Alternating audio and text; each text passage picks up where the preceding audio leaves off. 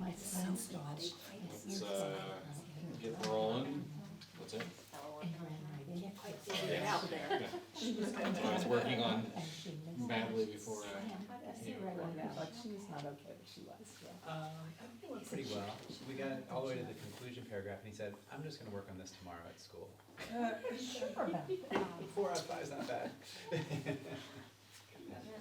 All right. Do we have our guests here yet, or? Yep, she's here. Okay. You want me to let her in now, or do you want to wait a minute? I I emailed her and told her we'd let her in a few minutes, so. okay. I'd say let's let her in now because Okay. we're all ready to start, right? Yep.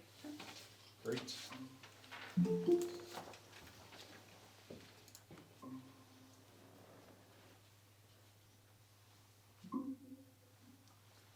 Hi, Kenna. Hi, how are you? Good, so you can hear us and see us? Yes, you can hear and see me and Tiffany? Yep. All right. Welcome, glad you are able to join us. We appreciate that. I'm gonna get our meeting started here officially. So I call this meeting of the Loveland School Board to order at 6:01 p.m. Can I have a roll call, please? Reverend Eilert, Here. Mrs. Jernigan, Here. Mrs. Mangan, Here. Dr. Sweshanow, Here. Mrs. Washburn. Here. Thank you. We have a very simple agenda for the evening. Do we have a motion to adopt our agenda for this evening? So moved. Is there a second? Second. We have a roll call, please. Reverend Eilert, Yes. Mrs. Jernigan, Yes. Mrs. Mangan, Yes. Dr. Sweshanow, Yes. Mrs. Washburn. Yes. Thank you. Our one additional item to our policy discussion is the adoption of the minutes from our January 23rd meeting. Are there any additions, corrections to those minutes as presented? Did you say you had something, Wendy? No, I was talking about. All right. Do we have a motion then to approve the minutes? So moved. Second? Second. Roll call, please. Reverend Eilert, Yes. Mrs. Jernigan, Yes. Mrs. Mangan, Yes. Dr. Sweshanow, Yes. Mrs. Washburn. Yes. All right, motion approved, great. All right, so now we are on to our discussion of the policy revisions. We have Kenna here, Haycox from our consultants group that has been helping us do this. We also have Kathy Lorenz here, former board president and former doctor of policy for our district, who did a lot of this work with Kenna over the last number of months, and so we're grateful that they can both be here with us to offer their expertise.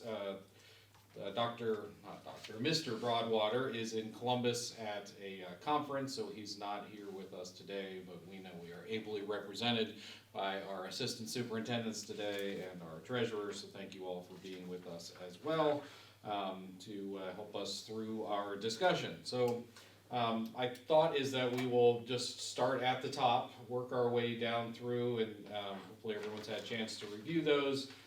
Jot down any questions. And one of the things I asked Eric to begin to do tonight as our new doctor of policy is to kind of keep a listing of those policies that we are okay with what's in there essentially as a placeholder now and in the language as is, but there are things that those things that we want to review in the future at future meetings. So I know one of the discussions that I heard that some board members talking about is the topic of homework. So when we get to that topic, so okay, let's put a pin in that. So that at a later date, Dr. Puerta can come with some thoughts to the board about our policy on homework. We can have some more discussion among our faculty and staff, and then have a more informed discussion as the board at a future date about that policy. And so I think there are several of those that we'll want to do that with.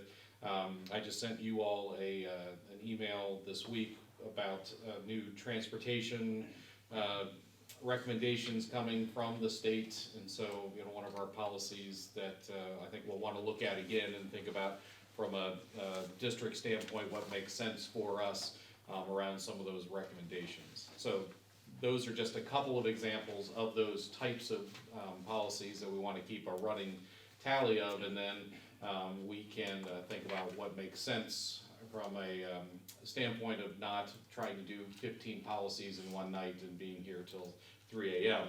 How can we spread those out over the calendar year and give them the attention that they deserve? Does that make sense to everybody? Good? Yep. All right. Before we get started then, between our two doctors of policy and Kenna, anything that you all want to say at the outset as we begin to look at these policies that will be helpful, or also from district standpoint, staff, you guys have been, I know, working on a couple of these, finalizing them, anything that you all want to share before we get into kind of our walk through the policies? Well, sorry, Ken, let me just start for a second. You have much more important things to say than I do. I wanted to lead with two things. One is to thank Dr. Lorenz for all of the work on this, because without the work that you did, this would not be a possible conversation to have. So thank you again for that. Thank you. And then Kenna, and this is really a question for you to kind of dive into, and we've discussed it before, but I just want to lay it out for the other board members to hear again. You know, our recommendations going forwards to keep this in a fashion in which we are addressing it on a regular basis and not getting overwhelmed with doing too many things at once. What's your recommendations for us? Yes, that is correct. If I speak to that a little bit, so essentially, right now, everything looks, I would say, probably a lot more, simply because you're transitioning from one entire manual to an entire new manual. So one of the things that we tried to identify in that summary report you have is, as you know, those areas where you really did customize to Loveland. And one of our goals in all the meetings prior to this was to really take generic OSB language and customize it to the district. We did take an approach of more of a compliance focus. And so a lot of the policies in there are, here's the law, you're stuck with it. Some of them do have some flexibility. And so part of our goal with the project is to, exactly what you said, is get you a good base manual, which is compliant with law and guidance, reflective of current practice. And then, as you said, identify those ones where we say, okay, this is existing policy, we want to work through it. When do we work through that? And then also, once the board adopts this manual, stay on top of a quarterly review when we recommend updates or changes to state or federal law. So part of my goal being here is to help you work through those questions so that you're comfortable moving forward to basically transition to this new manual. And then, as you said, work through the logistics of maybe updating ones that we need a little bit more time on, that we might need to change practice and current, and take a little bit more research. So that is really my goal, is to help facilitate those and then just give you an overview of, I know that there's some new board members since I met with you in December. So if there's any questions on the overall process, how we got to where we are now before we jump in, I'm happy to answer any of those. All right. Good.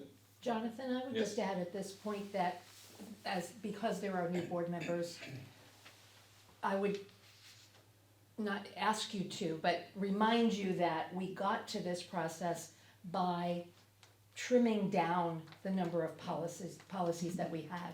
So we went into this with a philosophy of, if we didn't need a policy, we moved it out of the policy manual.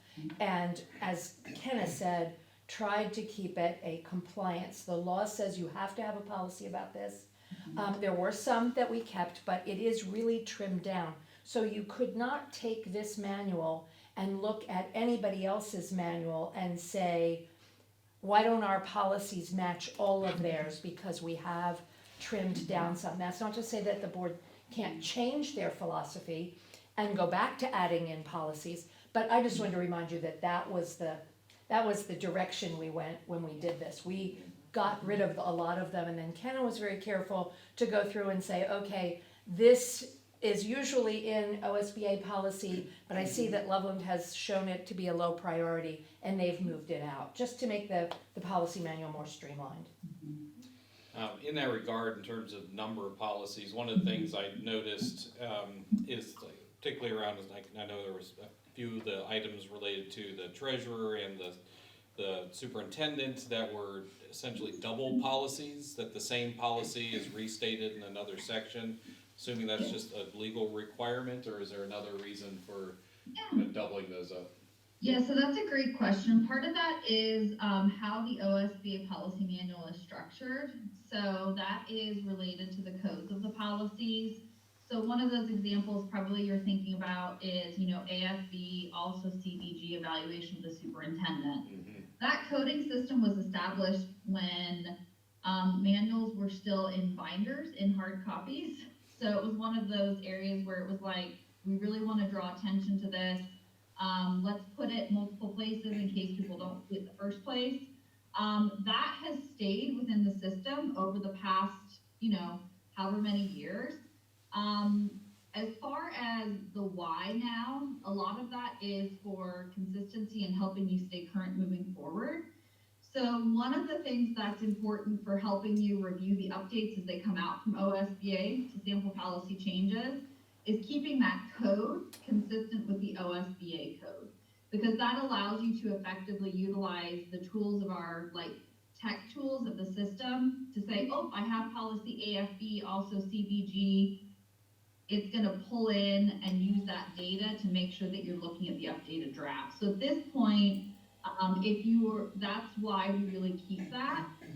The language is the exact same both places, but it was essentially a communication tool that was built in that has stayed in there throughout the years. Does that help explain it? Yes, thank you. Anyone else have any questions around that? All right, so let's dive in then, if no one else has any initial things. Just in section A, let's start there and see if there are particular questions in section A. I had a question on ADA/AE, whether that should be called our strategic vision, since we says strategic plan. Do we need to be that specific if we reference strategic vision, or is there a difference? That was a big wrestling for me, Okay. because for me, the district creates a philosophy of education, and it's really hard for me to see a board creating a philosophy of education. So we tied it to what the strategic vision would be. So all you're asking is, should it say strategic plan instead of strategic vision? It says strategic plan in the policy, and I'm asking, should it say strategic vision? Yeah, but that's what we tried to tie it to, Okay. so that it was clear that what we meant by philosophy. Yeah. So maybe it should just say that word. Yeah. And if I can just jump in, are there Yeah. changes you want me to kind of make on the fly as we discuss things today? How would you like to, do you all just want to make notes and we regroup? What works best for you all? I'd rather kind of change them on the fly so we don't have to revisit. Yeah, I would too, yeah. Change them on the slide, all right. Do you want me to share my screen so you can? Yeah, that's great. I mean, Perfect. sorry. Let me just. So what you will see is gonna look a little, it's gonna be the same content. It's just gonna look a little different so that I actually have access to change what's published on your site. So give me 1 second here. Sorry, I wanna share this window.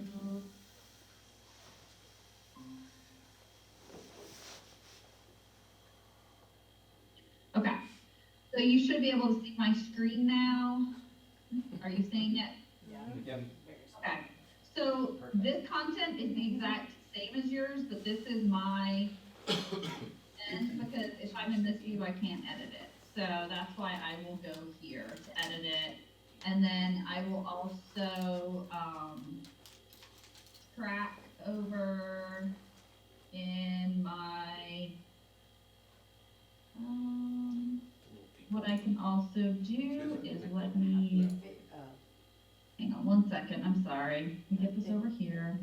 It's done. And then I can also keep a running log of revisions in the, updated report here too, if you give me 1 second. I apologize, I was not ready for that.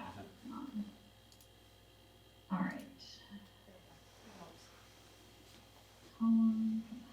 Okay, so for AD, all right, so now I'm good. So for AD, we wanted to change. If you could just repeat that for me, I'm sorry, the strategic. Yeah, instead of saying strategic plan, it should say strategic vision in both Perfect. the first sentence and that one you just changed. Okay, perfect, thank you for your patience with me, as I That's got okay. that. All Then, right, back in AC, I don't know if this matters, but under the non-discrimination, in one place, we list the job titles and the people's names, so we list Dr. Puerta and Mr. Coles. But then in the next one, in ACAA, we just list the job titles. mhm. I would lean to just having the job titles, but I don't know if it's necessary to have the names in there. I didn't know if we wanted consistency or not. Actually, the other way around. That's a very good question. For Is it the other way? AC, Yeah, you're not the other way around. required to give the names. For ACAA, the Title IX regulations require you to give the name Okay. and the title and all the contact Okay. information. All right.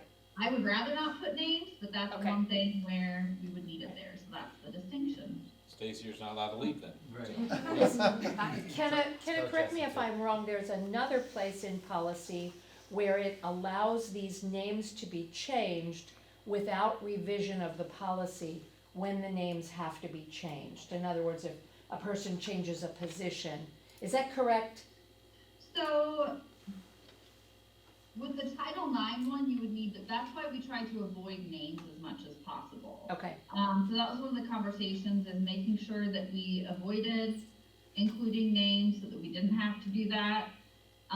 With the Title IX one, because of how the regulations are written, you would need to take action to update this. What we did in the other ones is defer to those being defined in like handbooks, so we said like it's published there. Yeah. And so kind of just for future purposes, and I'm sure that Stacy would be happy to remind us all when she switches positions and somebody else takes us over. But what's a good way to track something like that where it could conceivably get lost because of lack of attention? Really, I think the only place here is your sexual harassment. So one thing in practice is a lot of this is in detail in your handbooks. So as you update handbooks annually, make sure that you review the individuals in those positions to make sure it's current.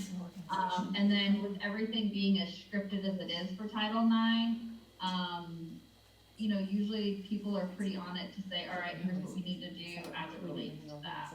Okay, great. That transition. I have a question on this policy too while we're here.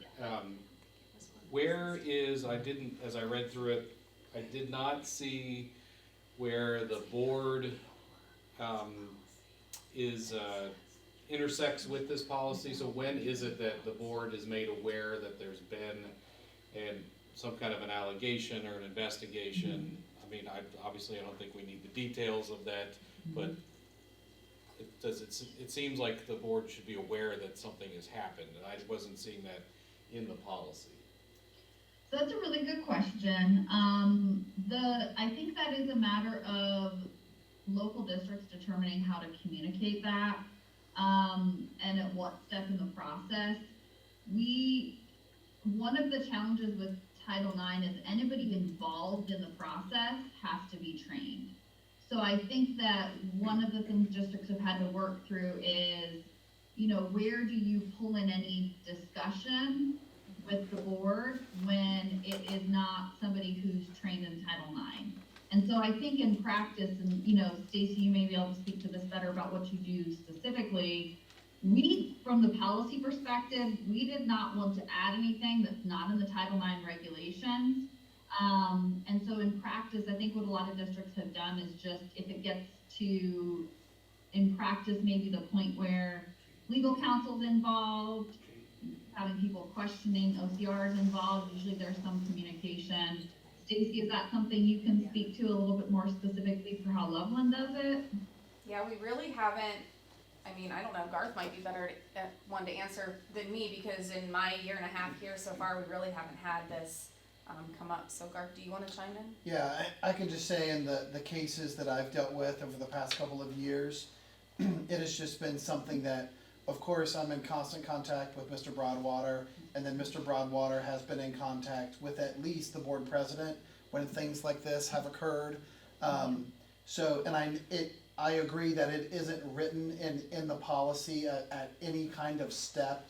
But I would say our common practice is anything that we feel like that is going on in the district that the board needs to be aware of, that communication if it involves my office, of course, I involve Mr. Broadwater, and then that connection to the board president, and then if any information needed to be shared with the rest of the board so they're aware, that's how we've handled this particular type of situation, or any other situations that we think are something that's going to be kind of like a matter where the public's gonna have some sort of a big opinion about something.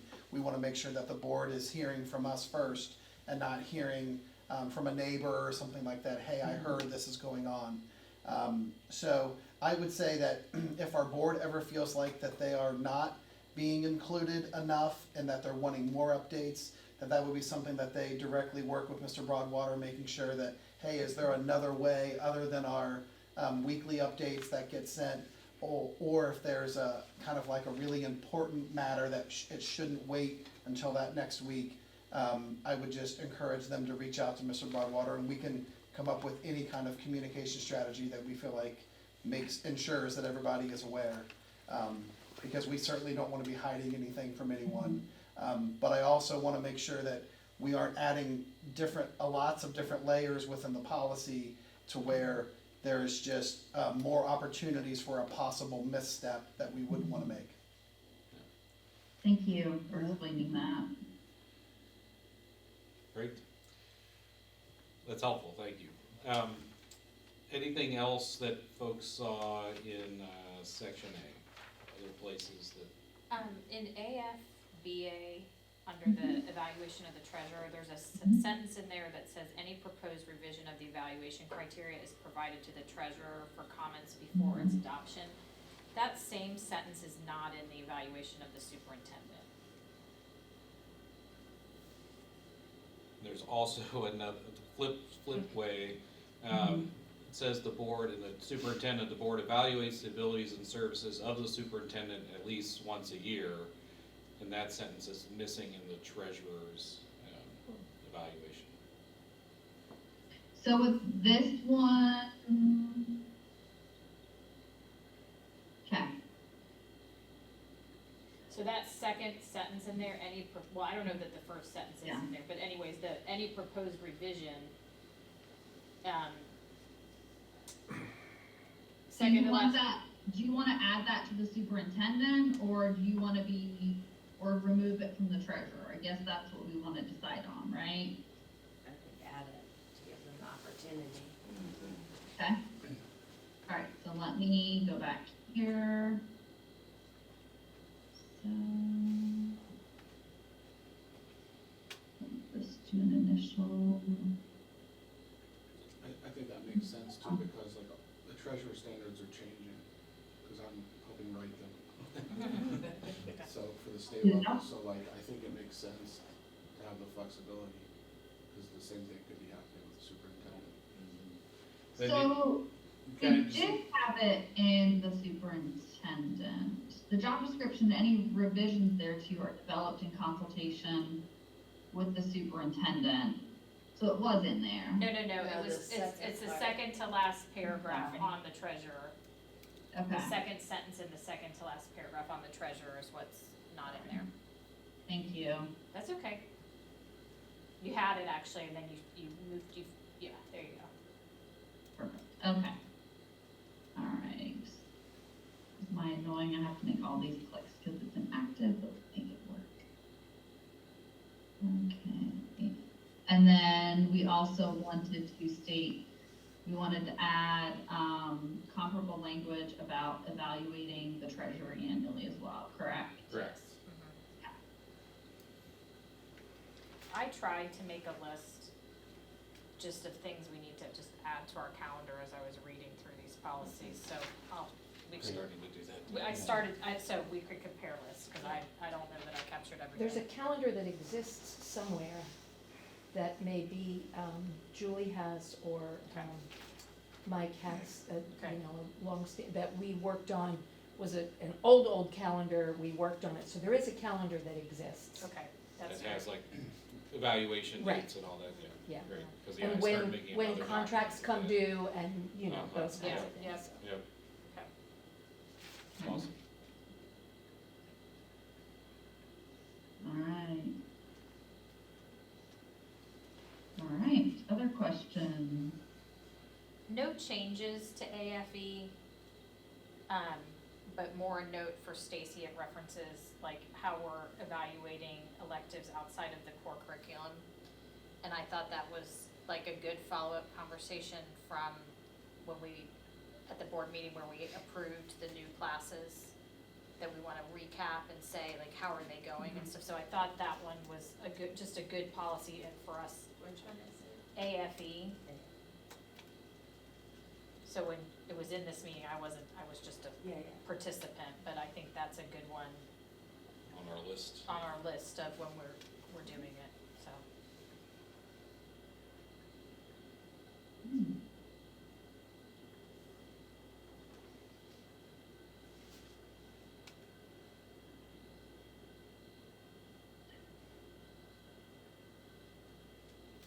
One other thing I'll mention just real quick as you're looking at your notes, I don't know if you got a chance, but within that section 1 where there's the report, just to the question before about kind of the coding, there is the section on the manual structure, so just make sure you take a look at that if you're trying to become familiar with the manual.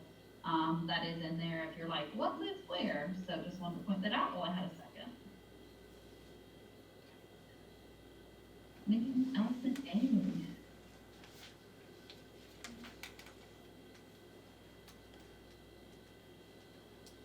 All right, ready to move on to B?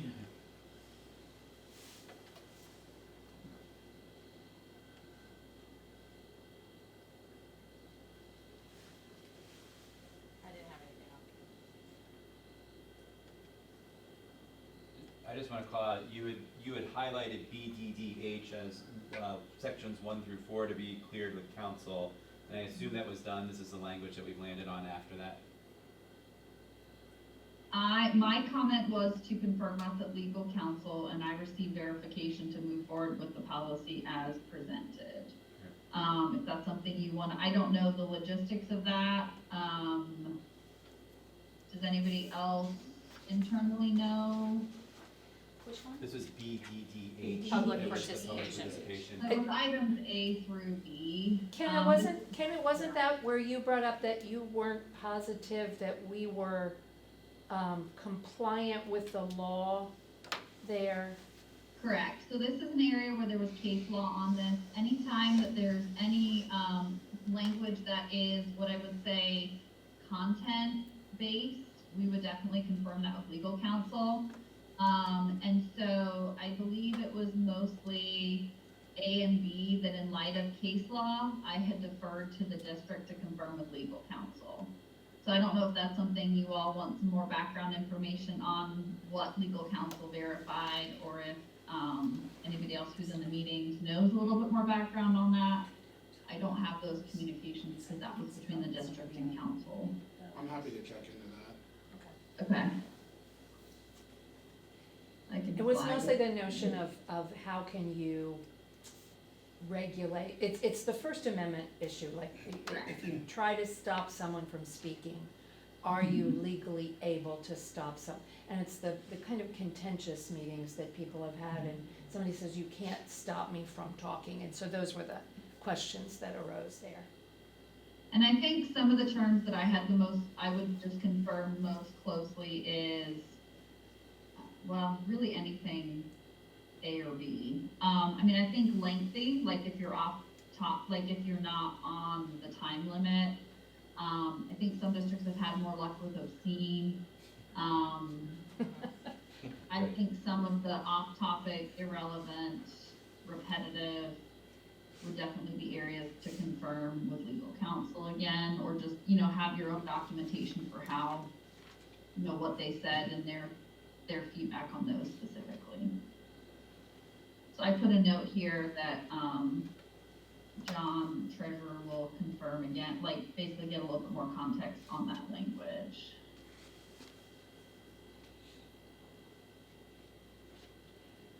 Thank you. One question I had reading through this on BCE, the board committees. Yeah, It says that the board president and superintendent are ex officio members of all committees. I'm just thinking about how we operate. Because sunshine law also applies, if the president were to show up at one of those committee meetings, we would essentially have, if two other board members are on that committee, we would have to then You, make that you a have public two meeting. different kinds of committees, Jonathan. You have board committees, and those are the ones that are set up as, the board constitutes the committee and says we're in charge of the committee. Then there are what you're working on with finance and facilities and student experience, and those are administrative committees. Okay, Those are run by the administrators, and there are board members who volunteer to sit in there to either hear and bring information back to the board, but those are not board committees. And Okay. that's why they are not subject to the sunshine law and keeping minutes and having them open to the public. thank you, thanks for that clarification. But you are correct, we could not have a third board member come into that meeting, correct? Yeah. I also, if it would be helpful, committees is one of those things that we get lots of questions on, the difference between the superintendent's committee, board committee. Our chief legal counsel wrote a really good article on this in one of our publications we've shared, just in understanding that. I'm putting a note here to just send that to, the district, and you all, that can then be forwarded on to you, just as a resource for you as you work to understand the different structures of committees and what applies where. So I will send that. That'd be great, because we do have that open question of the tax committee and how we want to structure that as we Okay. formalize that, so Okay, that'll be I will coming up send on that. the agenda.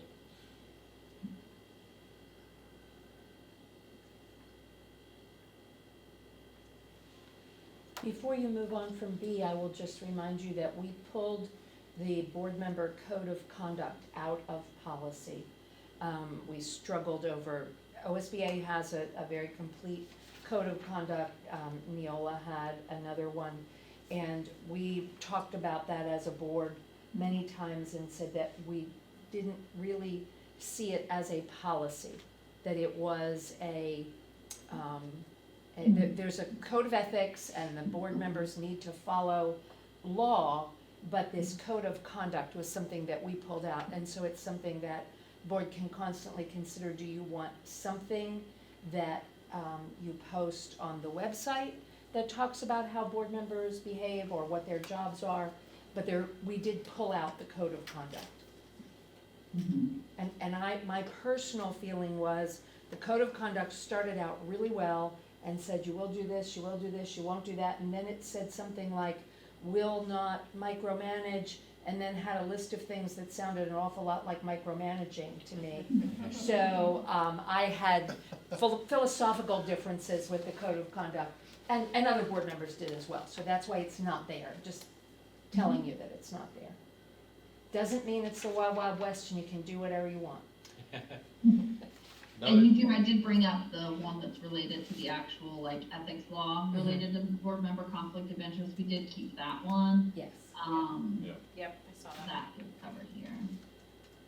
Thank you. Another one that's half question of our policy, half just in the way that our practice, looking at BDDF voting method.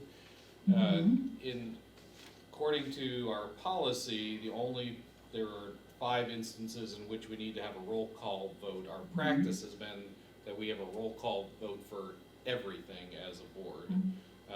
And just wondering what kind of standard practice is for boards across the state. I know like at city council in Loveland, everything has a roll call vote there as well. Is that just a practice thing for us, or like what do we see as standard practice? And I don't know if Kathy, if you have any comments on how that came to be standard practice at Loveland, or for your entire tenure, if it was that way or what? We've gone back and forth on some things. We have, at different periods of time, we've had the treasurer's items all be a consent. It's not really a consent agenda, because a consent agenda is everything. I was gonna say, that's a But- separate But issue too. we have that I had can see. a consent agenda for the treasurer's action items, and so we have been rather fluid about that, whether we wanted, we have a particular time, when we're doing policy, for example, we would not adopt all of the policies, we would have an item that says we're gonna adopt these policies and put them under there, but Well, it really yeah. is up to you. But I'm thinking more of the, just procedural question. The consent agenda is another thing I noted as well, that we do have that provision, and we might wanna explore that at some point as a practice as well. But just the kind of basic way of, do I say, all in favor say aye, any opposed, nay, or do we go through each time with a roll call that, dictates each vote?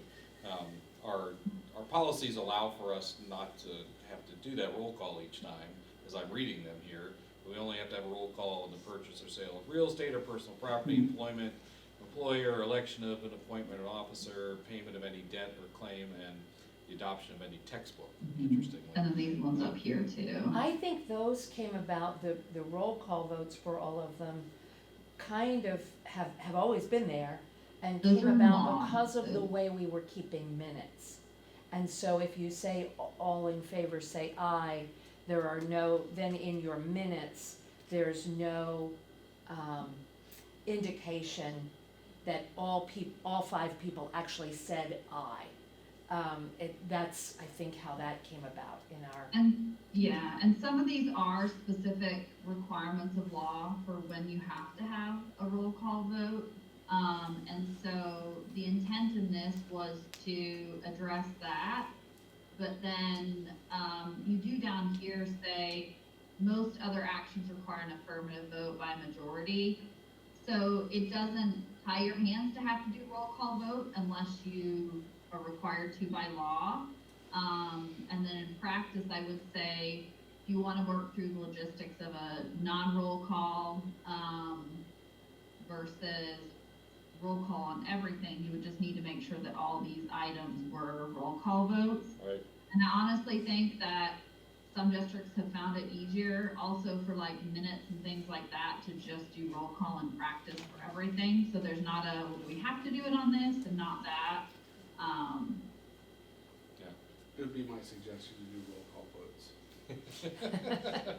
He's like, It's please. fine, it feels cumbersome in the flow of a meeting sometimes, just to take Every the once in time a on while, we'd silly go really things, but- crazy and we'd say, we're gonna adjourn the meeting, all in favor say aye, and we'd get out of there. But that's about the only time That's we used to go that way. That's as crazy as we get. Thanks, it's just helpful, I didn't even realize it was a possibility not to do that, and I was surprised reading through to find that was in our policies, so. And if you really want to learn more about voting and the specifics of majorities and super majorities, you can look at the exhibit.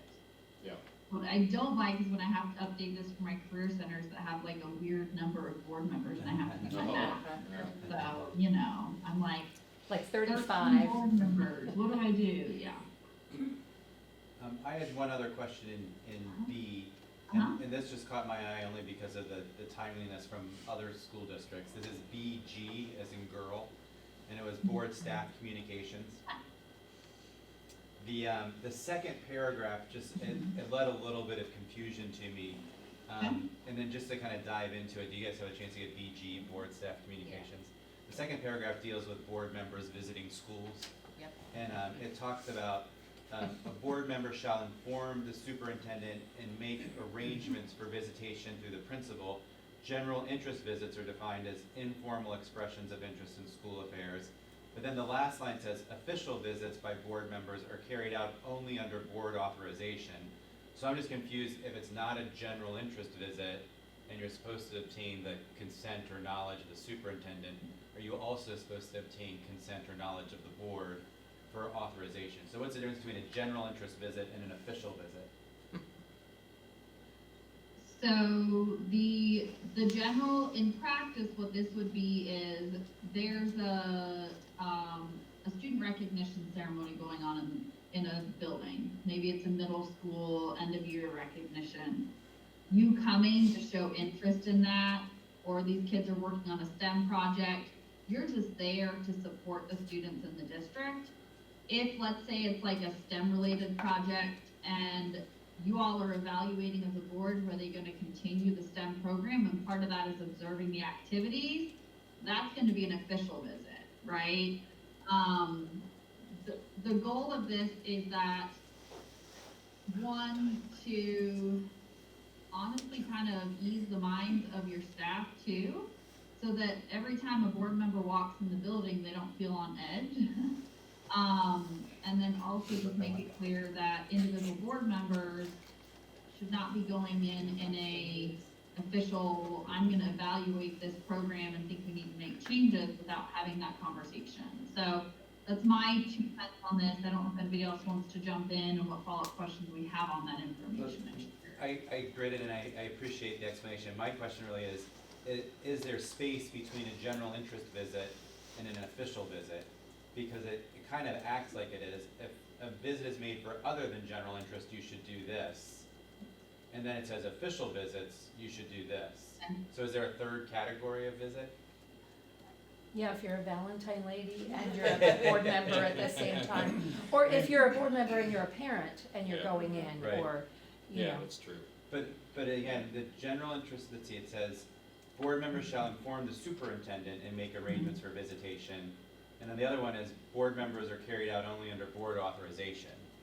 That's because we're if it was an all official visit, you need to have the other 4 members know that you're doing it, cause you're not really official just as one board member, so I think that's the wording. And I Maybe think the That's how official, I you're, interpret it. an official, you're going on behalf of the board. You're Yeah. representing the board and going I'm to still do with you, something but specific. there's still a third in between there based on this language.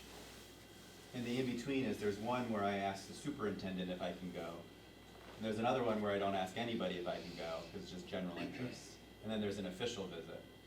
And I don't understand what There that, isn't anywhere you would just show up and not ask. that's why I don't understand it. What's the one about asking, let's just pretend I'm in a world of make-believe. I really am worried about something, and I need to go into the school to see what's going on. And I told the superintendent that I was really worried about it, and he said, okay, come on in. That Okay. isn't That's how not it's- general or official?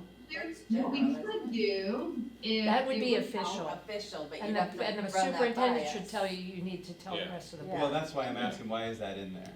Cause So one option we could do is we could just reorganize it. So if I would just make it clear that there's only general or official and there's not an in-between. Okay, so if I say board members must recognize their presence, blah, blah, blah. General interest visits are defined as, and not for this. Board members will indicate to the principal the reason for the visit, so just, hey, this is. And then if I say official visits by board members are carried out only under board authorization, and then there's still, if it's being made for other than general interest, they'll inform the superintendent and make arrangements. Does that help clear it up for you? Yeah, one other thing that I guess is that, I do think differentiates things is that during school hours versus after, I'm in and out of the building constantly for kids' activities. I'll be at the building Right. 50 hours this week for show choir stuff. But that's after school hours, that's not coming in during the school day, which it seems like this is more, And that's not concerned for about. any board purpose or to Yeah. observe anything Right. or And any that would just be, that would be administrative a purpose. general interest visit, which is Yeah. according That to would the be policy, school fairs. you don't need to tell anybody or do anything. That's just him being a dad. Right. yeah. But then there's this, to me, there's this weird in-between. If a visit to a school or classroom is being made for other than general interest, inform the superintendent. And then talk to the principal. I see what you're saying, yeah, that does feel like, that almost feels like you're doing your own official thing without making Right, an I official don't know I what- visit. see it now that you point out Okay. that specific Sorry, sentence. sorry I wasn't clear when I brought So would it it up. be, so I'll give an example, like I went to talk to the high school's Women in Business Club. They asked me to come speak. Right, should I have notified Mike and superintendent? and Mr. Spencer? Were Was you that speaking to them as, like, as a board member, or you were, a woman in business? so I would say no. Yeah. I would say that's But the the way same as this- any parent going. But I would Wait, say it's worded that makes falls it in think- general interest. But I see what you're saying now, Eric. Good, I didn't want Okay, to so make sure I here- wasn't crazy. I thought you were, because you pointed that specific You are. sentence out. To me, like, I would kind of just leave it as, there's a general interest visit, which is with Lynn's example or Jonathan's example, and there's an official visit. And we don't need this whole line about if a visit to school or classroom is being made for other than general interest, board members shall inform the superintendent. Unless we're gonna make that part of the official visit Well, I process. guess really it's tacking it on, it's official Yeah. visits by board members are carried out only under board authorization And then, and the, you need to inform. and Official shall visit. inform the superintendent. So, Yeah, Okay, that makes it make sense, yeah. members Yeah. authorized, for official, I'll have to maybe work with this, visits, shall inform the superintendent to, I would say, and make arrangements for visitation through the principal of the particular school. Yeah, well, so if it's a, So, if it's, if a visit to a school or classroom is being made for official purposes, and then that should follow at the end.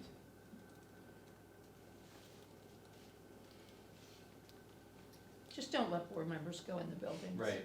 okay. Because that only Be much leads to easier. bad things happening. That's right, With you their- just gotta with their keep them out of the buildings. So I do think though that like it might, I would say that probably what happens is you're, in practice, if it's an official visit, will the superintendent be the one to reach out to the elementary principal, for example, to say, this board member is gonna come in? And then, or are you as board members also going to then reach out to the building administrators? That's the part I think I need to understand. I would tell the superintendent to do that. yeah. Okay. I think if it's an official visit, that the Yeah. request should go to the superintendent, and the superintendent will tell the Yeah. administrator. Okay. yeah. So does this, as I revised it, make Can you, sense? can you make the print bigger? Sorry, and it should refresh on your end. It is, here. yeah. Okay. Should refresh, I think That- it's refreshing. Is that, Wow. Zoom enough? Yep. Okay. And that's like real time. Did yours that? No, my Mine's iPad's even not the liking same it. one.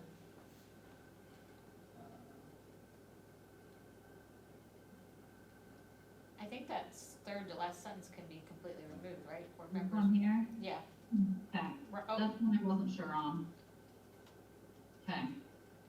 And then are we good?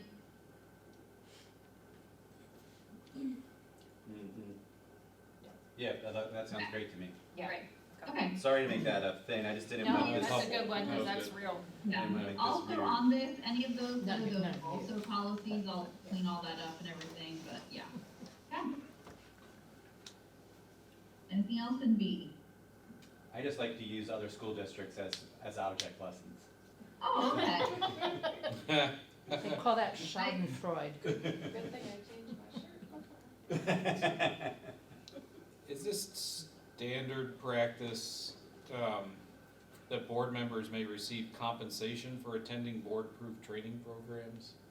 Sweet. So if I'm remembering correctly, so Yeah, here's, it's here's, permitted if by I'm law. remembering Permitted correctly, by law, do we have to do that? I believe that that Oh, language it's just in was, there, it says in there too. so that language was in existing policy. If you pulled it out and tried to put it back in at some point, then it would be a change in compensation and you'd have to phase it in. So I think part of the conversation was, since we had it in there before, you know, maybe you have, I think what this is to address is, let's say you have individuals who are board members who really want to further their training as board members, maybe they don't have paid leave, maybe that, you know, I don't know the logistics of when this is and isn't used, it's saying you may be able to receive some compensation here.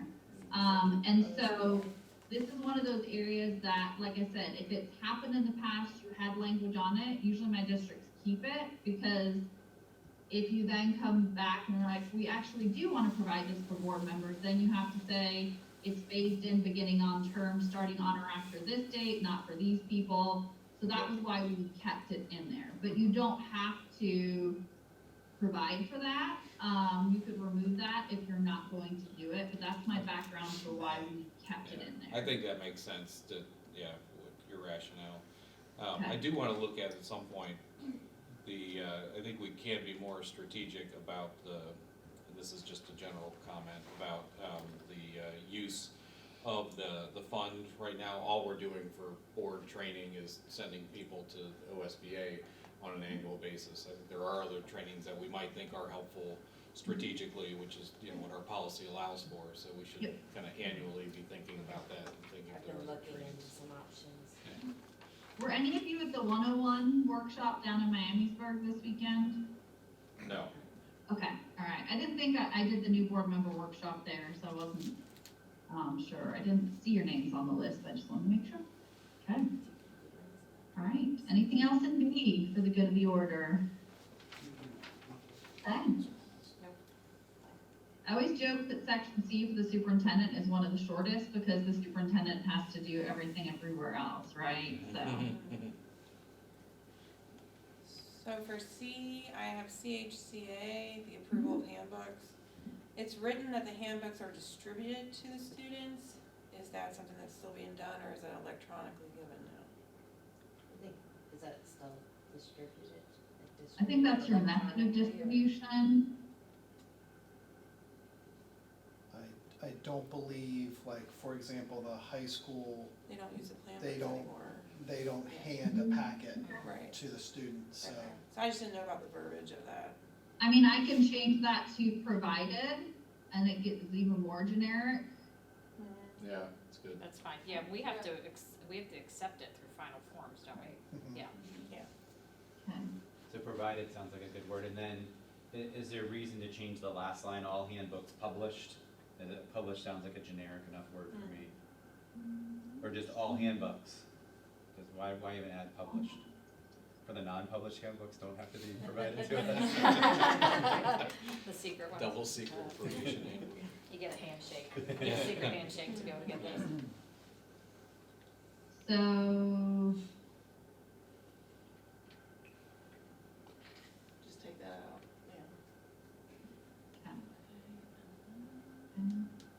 okay. All right, anything else in C or on this one? So I just had a question in regards to section CEDE online service. Oh, I gotta find it myself. Which one was that? I apologize, I didn't catch that. I'm looking in the wrong section. Yeah, let's see. Online oh, maybe it's under support services. Never mind, it's under, E. it's under E. Okay, great. All We'll get right. there soon. Jumping ahead. Yeah. Section D, fiscal. Everybody's favorite section. Oh, we're gonna tear this one up. And milkers before too, so. Just leaned forward, did you see that? Johnson policy review twice in I'm one gonna year. leave now. On DJH, this isn't necessarily a policy question, but do we have any systems like for credit card, like in terms of expense reporting? Like in the private world, we use Concur and you were required every month, like your credit card transactions would come through and then you'd have to identify with the receipt for it to go back through for expense. Do we have anything So like that? the process now is that each cardholder has to put a requisition in tied to the budget code they're gonna use, saying what they're gonna use it for. And then each month, those receipts come in and are reconciled against that PO. So we can make the payment. Yep. And then they're held through the audit period. Right, okay.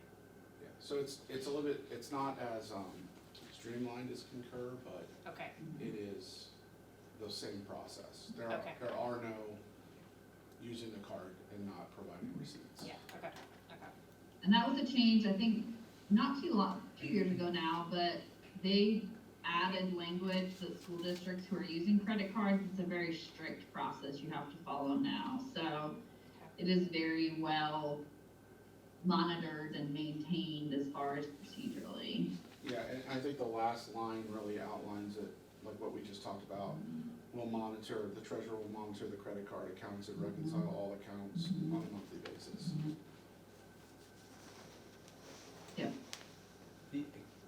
Do you feel like that's covered, Lynn?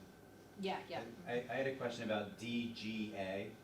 It's the Yeah. authorized signatures, use of facsimile signatures. Mhm. Just the last line of that, I read it and I didn't really know what it applied to.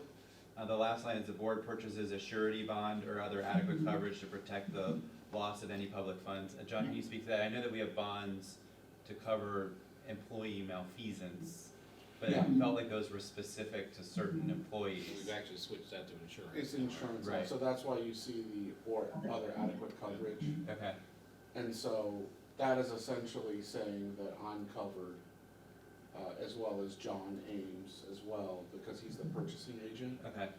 Um, Does it need to be specific to the roles? It's very generic and I'm all for generic. So it doesn't, because at the organization meeting, you will always say who the purchasing agent is. And then my signature's on all the checks. So that's part of the facsimile piece. Yeah, and this is specific to, if you look at the revised code provisions here, if I'm remembering correctly, it talks about for the purpose of the signature on checks specifically, like districts, kind of vetting that with some kind of coverage. And then you have in general, so this might come into, for example, people are just stealing cash, right? Like things like that, or so that's why we address it there as a specific requirement for, hey, we can use these facsimile signatures. But then to your point, we do have the one on bonding and employee dishonesty and forceful performance of duty policies in general. Okay. Two questions.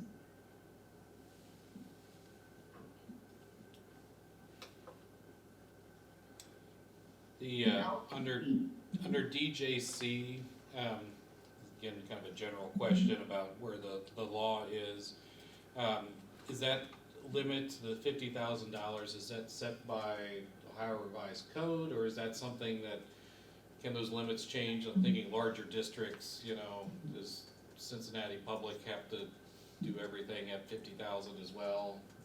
Is that So this Or is is it- specific to those type of repairs. So it's really those facilities needs over 50,000. Okay. And so it's not, you're buying $50,000 worth of technology, you're not automatically required to follow your competitive bidding. You then talk about your purchasing procedures for things not subject to that, where you would walk through what you do. Now, if it's federal funds, there are specific requirements for federal funds that require some sealed bid procedures, or, for example, here between 10 and 250,000, you do have to get a minimum from 2 vendors or providers. But when we approached the policies, we did not want to, the approach was to stick with what's, once again, compliance, what's required. And then if there's individual purchases where you say, hey, you know what, we want to make sure we go through a formal bidding process for this, even though the law doesn't require us to, you would do that in practice based on the individual goods or services you were procuring. Does that help address that? Also, our legal division has a really good fact sheet on like competitive bidding too. So there's another plug for just a little bit of information on that when those individual situations come up. And just so you know, something that we've recently added, so with John Ames being the purchasing agent, he now sees every rec, which he was not seeing every rec before. So when the requisition comes to the workflow, he approves it, and if he has questions, he goes and asks about specific items. Then I approve it, as well, and if it's 50,000 or more, it goes into another queue, which then causes us to go and evaluate, does it need to be bid or does it not? So there's a lot of like safeguards that are put into place on this right now.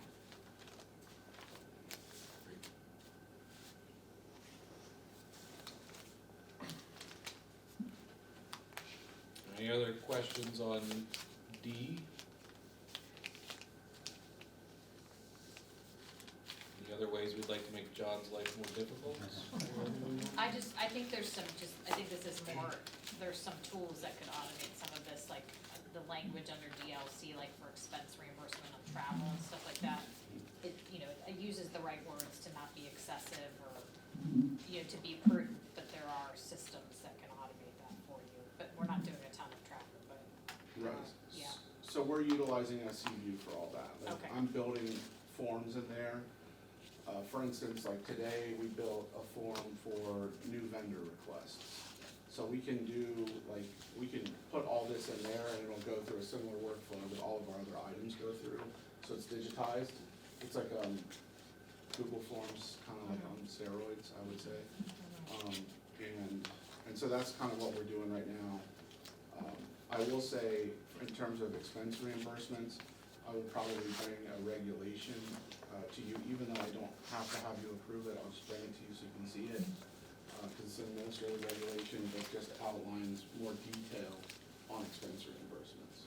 John, do you have I think you had one in Milford, I know we have an OSBA sample on that, do you need anything from me on that, or you're good on your end? I'm good on my end, but I appreciate it. Okay, Hey, Kenna, yes, this is Garth. I just wanted to double check to make sure, so people understand the time restraints that we have for tonight. You're still needing to leave by no later than 8, is that correct? I would say 8:30 would be Okay, doable. got it.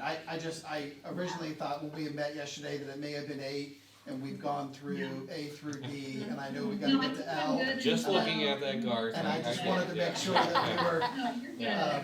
I don't wanna rush anybody, I just wanted to make sure.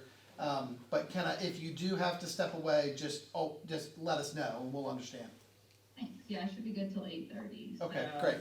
Looking at my, I had another commitment after this that I didn't, before I scheduled the meeting, so thank you for checking in on that. You're welcome. Well, let me say then too, part of my reason for being more deliberate in these first sections, or these are the ones that I think most are directly, that's annoying. Directly related to the work of the board. Oh, yeah, And so I think now, as we get into some of these other ones, these are good places for us to think about, what do we wanna put a pin in and come back to later? And maybe not have quite as fulsome of dialogue around these, because otherwise, you're right, we could be here till. Oh, yeah, and I wasn't insinuating that I think we need to go quicker, I just wanted to make sure that No, I'm Kenna had saying an we do. opportunity to know, yeah, that we realized that she had another engagement tonight, so. and like I said, I really wanna work with you to make sure that you're comfortable basically transitioning to this new manual and then figuring out, okay, this was existing practice, so the homework one you brought up. We know that's the policy, but maybe, that's a longer conversation. Right. We adopt the new manual to then move forward with those individual ones, and flag those that are, reflective of current practice but need a little bit more work. Because part of that is, you're in really good shape right now with what I have in here. You have all the budget bill changes, which is a hot mess. What I don't want us to run into is you look through everything, you're comfortable with it, and then we have a whole bunch of other changes, right? So the goal is to try to get you to the point where you're like, okay, where are we comfortable with it as a starting point for our governing manual, to then say, and we know we want to discuss these maybe in the next quarter or things like that. So that's why I'm happy to answer any questions to help with that part of the transition. Because right now you're kind of working into, you're having to keep your other manual current, you're having to look at this one in draft, so I want to make it a little less painful for you. Great. Section E, was there anything else in fiscal?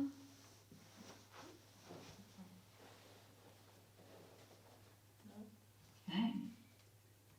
Support services, so this is, if you notice, transportation, safety, technology, food service, those are the key topics here. So I was looking at EDE on online services, the section that talks about harmful to minors.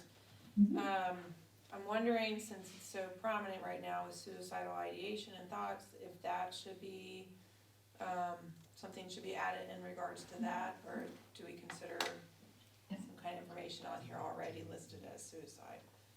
So that definition comes directly from, the federal requirements for what must be in your acceptable use policy, and that definition is written there. What I would say is that, if you wanted to address things more generally, like about how you block things, that would be where you would address it, but I would not recommend changing the definition of harmful to minors for that reason. And I would assume it's securely that is used, right? Yes. Okay, so I know, and I would imagine the administration and counselors have access to that. Yes. Yes, and it'll flag. And it will flag the things that you're mentioning, Right. even though it's not specifically Okay, stated in here. so I guess everything's good then, as long as counselors know what they need to do when they start seeing things like that. I do think though that EDE is one we want to come back to possibly for that reason as well, if there, we want to be a little more nuanced.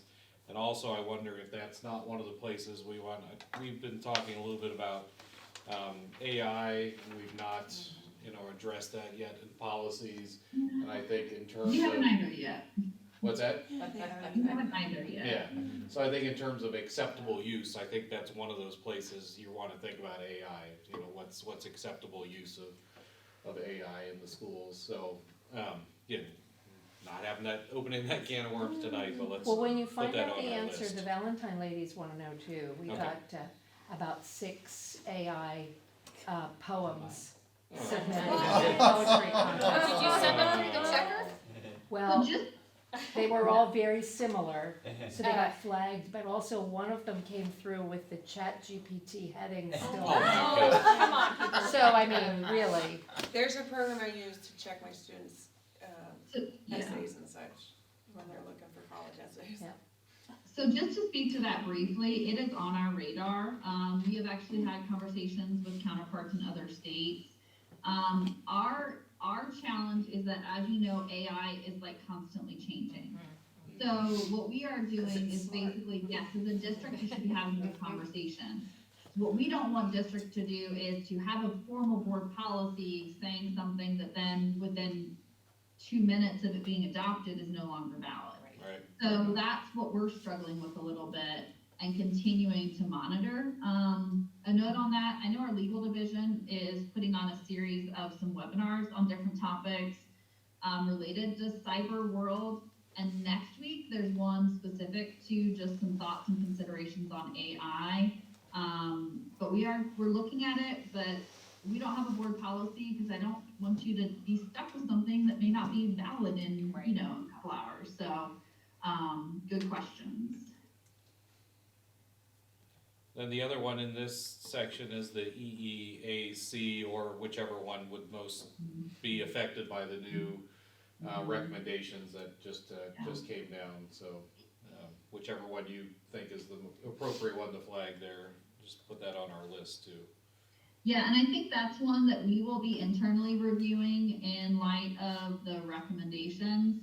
I think what we're trying to see too is if any recommendations become law, if that makes sense. Mm-hmm. I think that's where we are with reviewing it. We are not planning on pushing out any updates in this, upcoming February policy issue. But it is on our radar to have those conversations with our in-house transportation council. I would say if you wanted to do something, I don't know of anything that conflicts with doing those things, because I think they're more than what law requires, right? Not less. So, that is definitely something on our radar that you would look for in some future, updates. And then if you internally have specific parameters that you as a local district want to establish that are not just OSBA generic recommendations, I'm happy to work with you to integrate those in. That sounds good on that. Okay. Because the other thing is some of them are employee related, I think, if I'm remembering correctly, so that may require some work with your union as well. Okay. On EHA, the district's records commission, Yeah. Is that, I've just never heard of it, I mean, I'm new, so I don't know if we're doing that, where we are meeting at least once every 12 months and then sending our retention policy? You're about to hear about it soon. Okay, So okay, that's one of the items I've been working on, okay, in terms of updating it. And Okay. so we'll have to notice that meeting, okay, and it would consist of the individuals listed here. And then I'll actually have a new records retention schedule for you to approve. yeah, okay, And then we'll meet once a year to dispose of records. okay. Do we need to keep this policy on, or is this policy fine, it's just the implementation we need to work on as a district? It's the latter, it's Okay, implementation. great, so we're good with the policy as Yeah, is. okay, Great, And this is one that I would stress is important as it's written now, just to reflect, some of those things like noticing it like a meeting, complying with all those requirements and things like that. Okay. And minutes, so yeah. And then the forms that are in here that are referred to, like your RC1 and RC2, RC3, a lot of that is what, John would be working on for your review as part of the process. okay. And just a quick question, in ECAR, Yes. I think just when we say cameras are supervised by building principals and transportation supervisor, it doesn't mean that they're monitoring real time. Is the language broad enough in that? Cause I mean, otherwise that's all a principal would do. Yeah. Is sit in front of the cameras.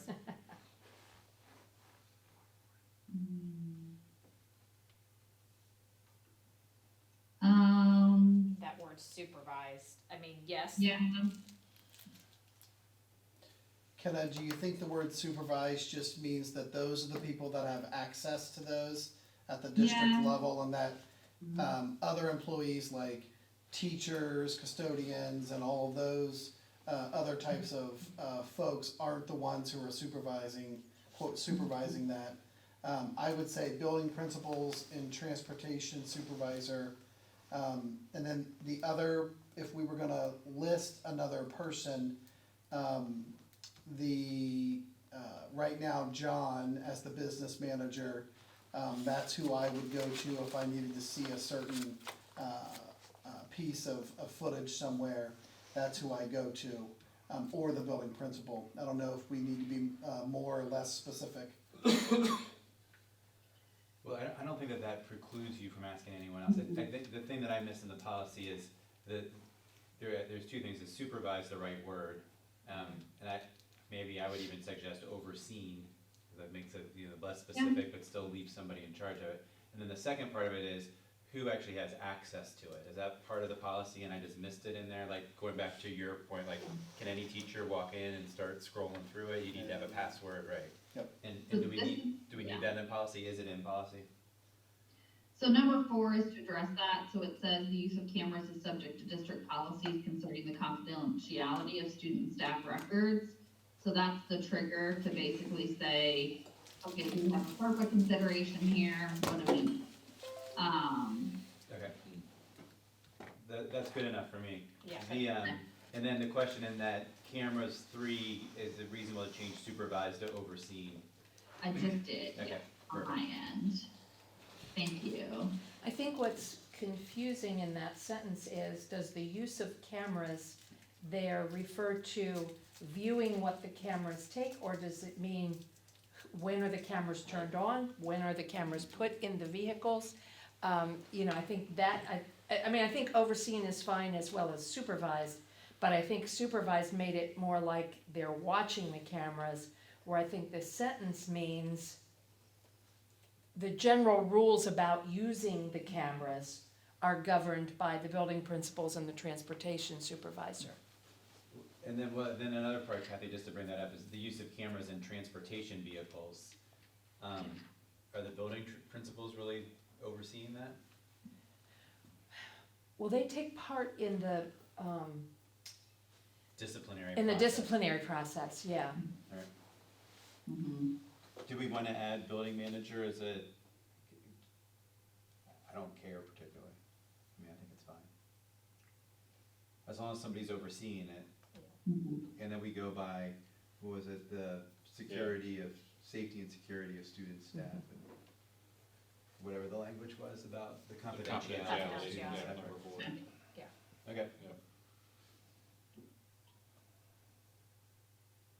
Anything else on this? Once again, we have articles on this topic if you're interested in reading. What happens Some when I've light been reading. doing policy for like 13 years, I'll be like, oh, I remember when we wrote an article. He just took one of those. Those are, That's life, I know. That's how long it's gonna be. they're gross, they're Stale. stale, you don't want that. He's already eaten. The Buckeye? I was like, policies are great. No, the policies are not stale, Sales, Kenna. yes, The no, candy on the they're- table is stale. Eric doesn't seem to care. Don't worry. We don't need Anything revision. else? Questioning the doctor. All right, let's move on to F, shall we? F should be pretty easy, hopefully. The only question I had on FF with naming Yeah, is, No, we will not name it after you then. no. Okay, if she's dead. Thanks, Jonathan. Jeez. Wow. That's But what I just final thought- authority means. The permanent fixtures require approval of the board. So I mean, as we walk in, unfortunately, we have a bench that's, do we have to approve that? Did you approve it? Oh, okay, okay. We've had problems with things Oh, yeah, that I were can, not approved, that, yes, I can So- imagine, okay, because it's easier to ask forgiveness, right, okay. or just And not this- mention it at all. And then, this is one that we did err on the side of more of your current detail, yeah, just to maintain continuity in how you have worked through managing this. Okay, thank you. What about the naming of, so, say P&G made a $10 million gift for our athletic field, and so it was gonna be the P&G athletic field. This seems to be talking about names of individuals. Corporate sponsorship, is that addressed here? What's been the, Yeah, do we have policy? that's a good question. You would still maintain the ability to name it, like it would still be under your basically right to say naming. Where I think that falls in practice is it's gonna fall under maybe your, public gifts, or it could potentially tie under advertising, right? So, what I typically recommend for districts is work through that on a case-by-case basis. One of the things with, for your public gifts to the district, it says that, basically, the conditions of acceptance do not remove any portion of the control of the district from the board. So that's one that I think districts work through when they have somebody who might say the P&G football stadium. And then it would go back to, so in that case, you would say, maybe if you didn't, you'd say, hey, yeah, we know you wanna give this gift, but we still have this policy in place that we retain responsibility for naming or renaming. Now, if somebody's giving you $5 million, that may be a consideration for naming something. whatever you want. And kinda to your point, there'd likely be a drawn out resolution anyway for something like that. Yeah. That would state exactly what naming rights or any other items would be in play. I just wanna make sure this doesn't preclude that ability to, cause it Yeah. precludes us from naming, something in honor of any living person. So, So Procter and Gamble could not ask that we name the football field for a Procter and Gamble person Right. who is living. Well, I mean, they could ask, Yeah. but we could say we have a policy of not naming it after a person. when it's $10 million, we change the policy, but, okay. That's right. Yeah. You But- have to but pretend it's still like, it's and five, not to beat us up about it, but I'm reading the part that says, the board may choose to honor a person or persons living or deceased. by naming portions Portions. of Portions of school facilities. facilities, okay. So you So- could do, like, you could name a Portions. gym after a coach if you wanted to. Like the workout. Like room, a you good could name example of after this. A our good example doctor of from this, Kenna, Beacon is or- at our intermediate school, the gymnasium, just probably a year and a half ago was named the Stan McCoy Junior Gymnasium. That particular individual is a retired teacher and he is still alive. Okay. And the Yep. board, and we did bring that to the board, Great but, example. but the board was able to say yes, even though that individual hasn't passed away. Great. Yeah. Great example, thank you. Okay. We ready to go to G then? If I can just give a quick, big picture understanding of the personnel policies. This is a big distinction between your current Neola manual and this one. The first lumping of policies applies to all personnel. So where statute is the same, so for example, your Family Medical Leave Act, you have one policy that covers everybody.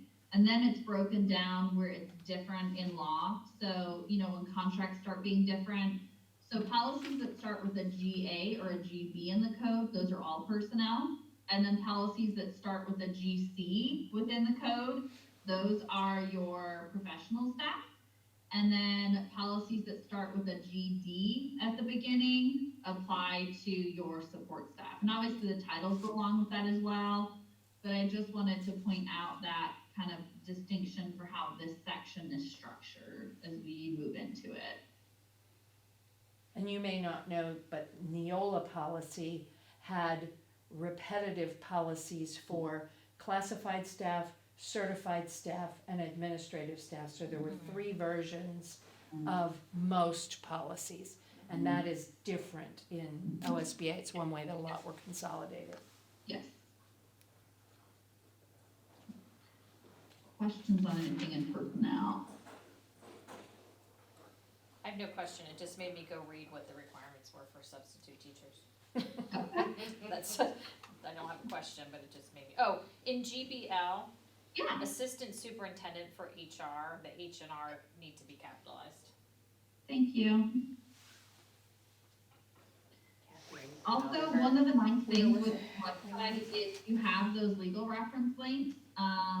So definitely take advantage of that to go read the revised code provisions that go along with it. I do think that's a great resource of this manual as well. I'm asking a question that I'm completely clueless on, which I always hate asking. The, I'm here for it. and again, just from past experiences, is there any kind of social media usage policy? And Great question. can you just hit us with that real fast so we understand what the staff is expected to do? Yeah, so we do address that. As you know, here's what I would say. The language we recommend is helpful. As you know, if you ever think you want to pursue some kind of action for that, it's a call to your legal counsel, right? Because it's gonna be very fact specific for what's happening and where. So what we do is in policy GBH, also JM, staff student relations, we have some language that basically says that staff are prohibited from posting data, documents, photographs, or inappropriate information that might result in disruption of classroom activity or violate state or federal law relating to staff and student privacy. And then we defer to the superintendent for having that discretion. And then we prohibit the fraternization. They're not supposed to be on social media during working hours. And then also one of the things that they changed is that technology violations could actually be disciplined by the state board under the Licensure Code of Professional Conduct. So there's a reference to that here as well. And within there, that Licensure Code of Professional Conduct actually breaks down a little bit more on kind of what this might look like in practice. So this is where we would defer you to figure out what our expectations are for staff on social media. Follow-up questions on that. But my follow-up question is like this regards staff and student relations. I'm just thinking of times where in the past we've had, and we don't need to have a discussion about this now, we've had problems with a contentious levy cycle in which staff feels the need to defend a decision that the school district is making, which may cross the bounds of what community members think is acceptable. Yeah, so that one you're gonna have to be really careful with in light of the new auditor of states guidance. So you would have to be very careful, especially if they did it during their work time. So with those, I would definitely work through those situations with legal counsel, because of the guidance on what is and isn't okay as it relates to political activities for levies. So if they wanted to, if they were supposed to be teaching and they wanted to post something on their social media saying, people should be voting for this levy because they're doing that on district when they're being compensated by the district. So that would be prohibited under the auditor of state's guidance, not just your social media. Okay. But after hours, they're free to do what they want. Has nothing to do with. It's, I think it's gonna be dependent on the individual employee and how they're communicating. If they're like, as Coach John, I say this, they're using their public position still.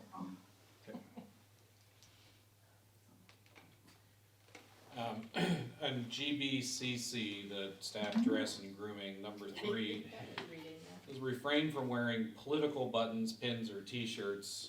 I get a little bit worried about that just in terms of the broad way in which political can be construed. So if a teacher shows up with a rainbow sweatshirt on, are they gonna be told that that's inappropriate because that's a political button? Or is it, is it political or is it partisan? Is it more helpful to say partisan so that, we don't have someone showing up with a Trump or a Biden shirt in this next election cycle? What's that line we're trying to draw there? And what's helpful to not get into a large, protracted debate about what something means? So I had another district actually ask me if they could change that. And I confirmed internally. So part of the challenge here is, so there is case law on this. And one of the things cited there is that if the speech may be reasonably perceived to associate the school with any position other than neutrality on matters of political controversy, for example. And within both the case law and the auditor of state's guidance, they refer specifically to like pins or t-shirts. I'm happy to, once again, there's a OSBA fact sheet on this topic.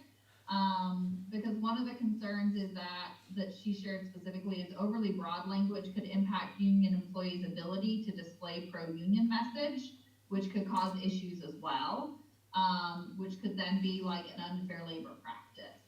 So that's why we crafted it with that, and not any more specific than that. Would you like me to send you that fact sheet as follow-up for your information on that? Yeah, that'd be helpful, thank you. Jonathan, would you wanna find out, Kenna, do you happen to know what the comparable Neola policy was?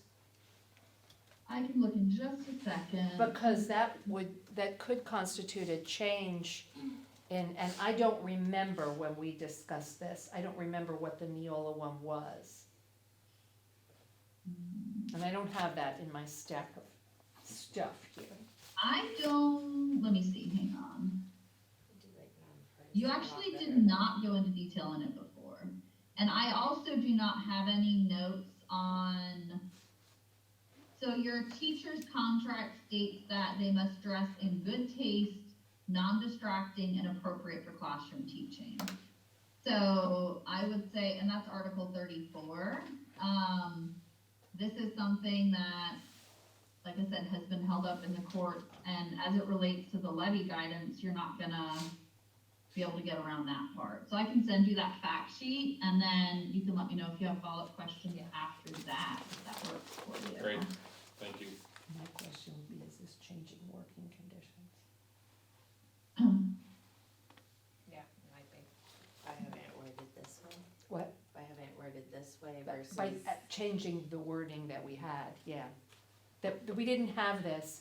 You did And now not it's have a there. board policy on this before, no. But we are very, I would say that anytime we write something related to staff dress and grooming, we take the approach of what's enforceable under law. Now, obviously, conservative approach, if there's areas of concern, definitely run it by your union or legal counsel. But like I said, this is based also on some case law on political buttons, for example. Do you want me to flag it for you to just confirm it with your union and legal counsel before moving forward? Please. Yep. UCC, okay. Send fact sheet and district confirm number 3 is legal. Oops, number 3.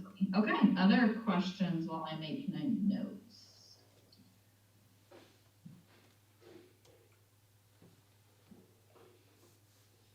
When GBIA, Yeah. which is online fundraising campaigns and crowdfunding, Mhm. the auditor of state guidance says that we should list what is allowable. And I don't know that this lists what is, like, it doesn't list the specific, mediums, like Okay. donors choose or. Yeah, so we're not specific on the type. What we did here is we did craft what it must meet, what criteria it must meet. So for example, one of the areas concerned with the auditors was sites that are set up in a manner where things are shipped to the staff member instead of the district. So we addressed that. So we said they can only be sent, paid, or contributed directly to the school or district. What we did when we wrote this, their guidance looks very familiar to what we shared with them before they released it, for what we've seen on this. So as far as the key expectations for not violate student privacy, make sure things are sent directly to the district, comply with any requirements to file charitable activities. We included those within here, documentation of approvals. We did not take the approach of specifically defining which ones could be used. If you do want to go that route, we could. That would obviously need to be approved then if you wanted to go with a different. I'm thinking like this is a good start, but we probably want to define. In policy or as part of the individual approval request process? It could be the request process, but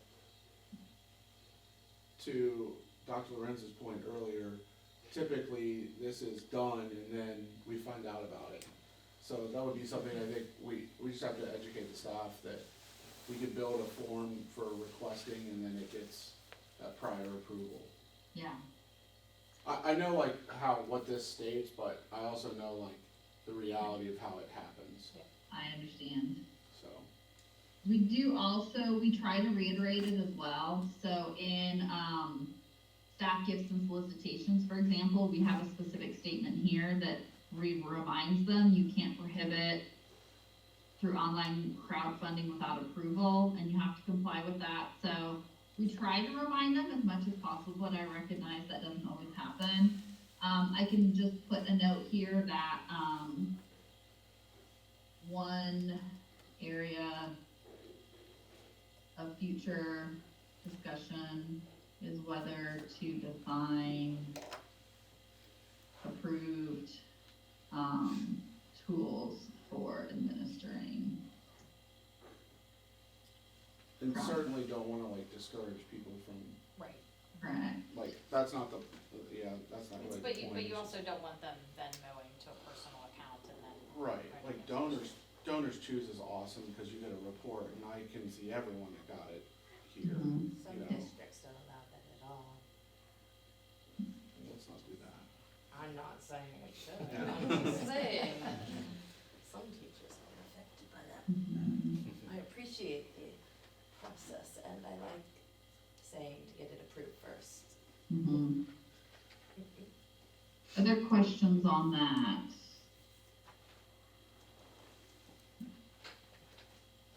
Okay.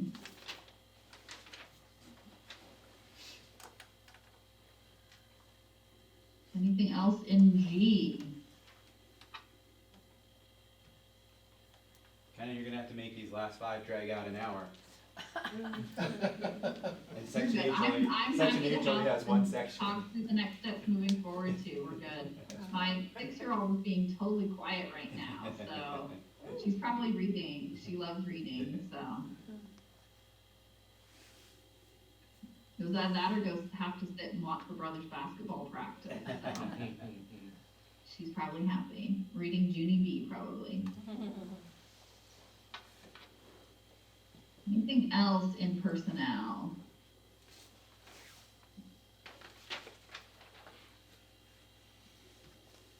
Okay.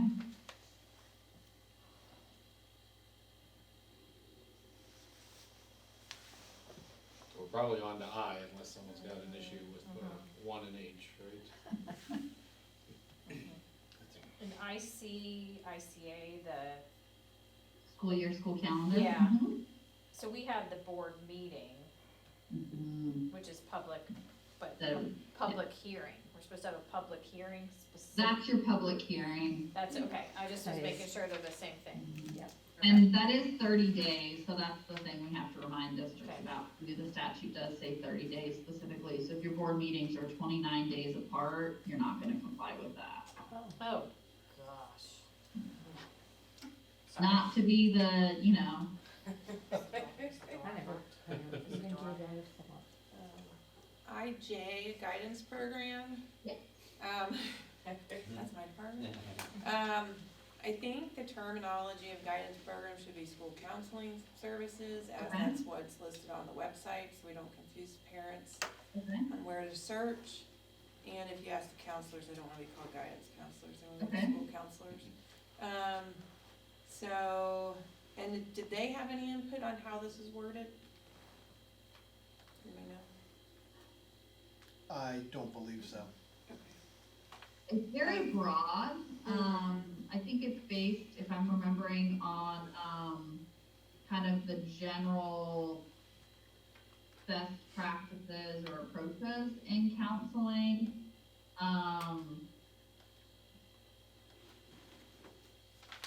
Are there And that's specific fine, I areas? would just say I would want like some input from the counselors on what they're doing in the school buildings to see if this matches exactly what you're looking at here. So we can always pinpoint this and come back to it later. Great. So I'll just put a note that district, potential district review, with school counselors. And on that approach, because obviously we don't wanna tie their hand, like, you know, kind of big picture here, and then they're gonna have more detailed plans that we'll implement. And I will also, I put a note, I will make sure that, I'm not gonna have you all watch me do it, but any of the guidance stuff, I'll go through and change that to counseling throughout the whole policy. Okay, thank you.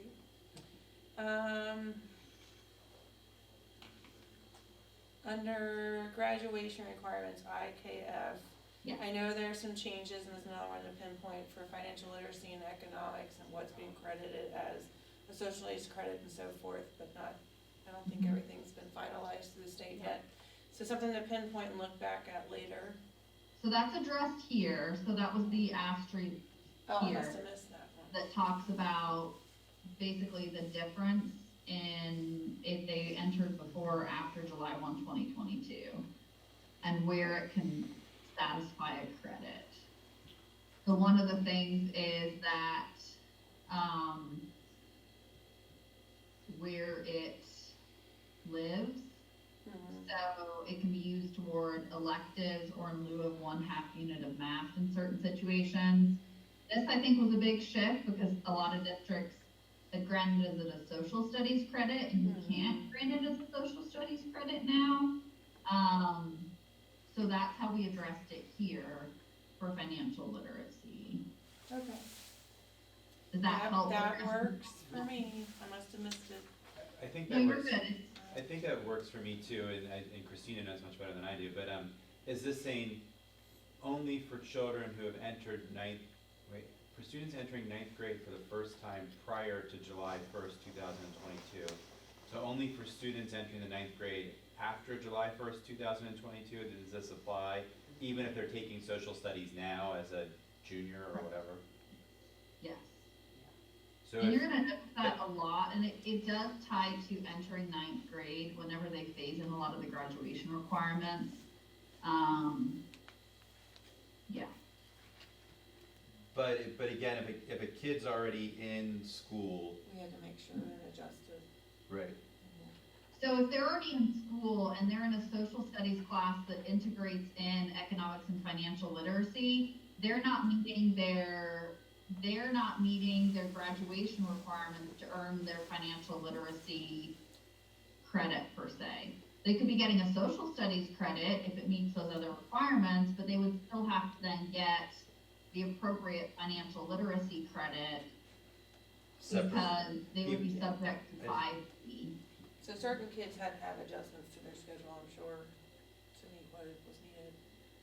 That's why I was confused, because it sounds like in the policy it only applies to new incoming kids, but I know that it applies to all the kids. But I don't really particularly So care. not like this year's juniors and seniors. Right. It's like, But it it's- started with last year's freshmen, Okay. and then every class coming in after that. Gotcha, okay. Cause the legislators really know how to Yeah, right, exactly. make all this stuff work. I say that a lot. I didn't write the law, I wrote the policy. That's what I'm saying, the legislators know how to. Right. I also had a question about IGDK on interscholastic extracurricular eligibility. I don't know if this is just something that is outside of the policy and something done in the schools, but is there a requirement on how many classes a student has to pass or have in their schedule to play? Which one? Yep. OHSAA bylaws define that, and so what we do is rather than get in the nitty gritty of this many classes of this, we basically defer to the OHSAA bylaws for those requirements. And then in practice, what happens is, the preseason meetings, they're giving the OHSAA requirements.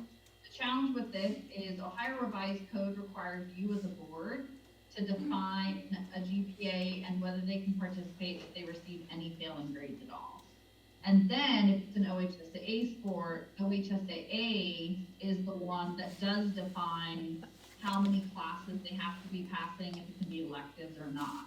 We honestly used to have their nitty-gritty bylaws here, and I was tired of making districts change policies every time OHSAA bylaws changed. And so that was the approach we took, is defer to that and what's in place for that sport, that season, that year. Does that help address the question? Yes, but now I'm looking at the GPA, so are we saying a 1.0 is good enough for athletic eligibility?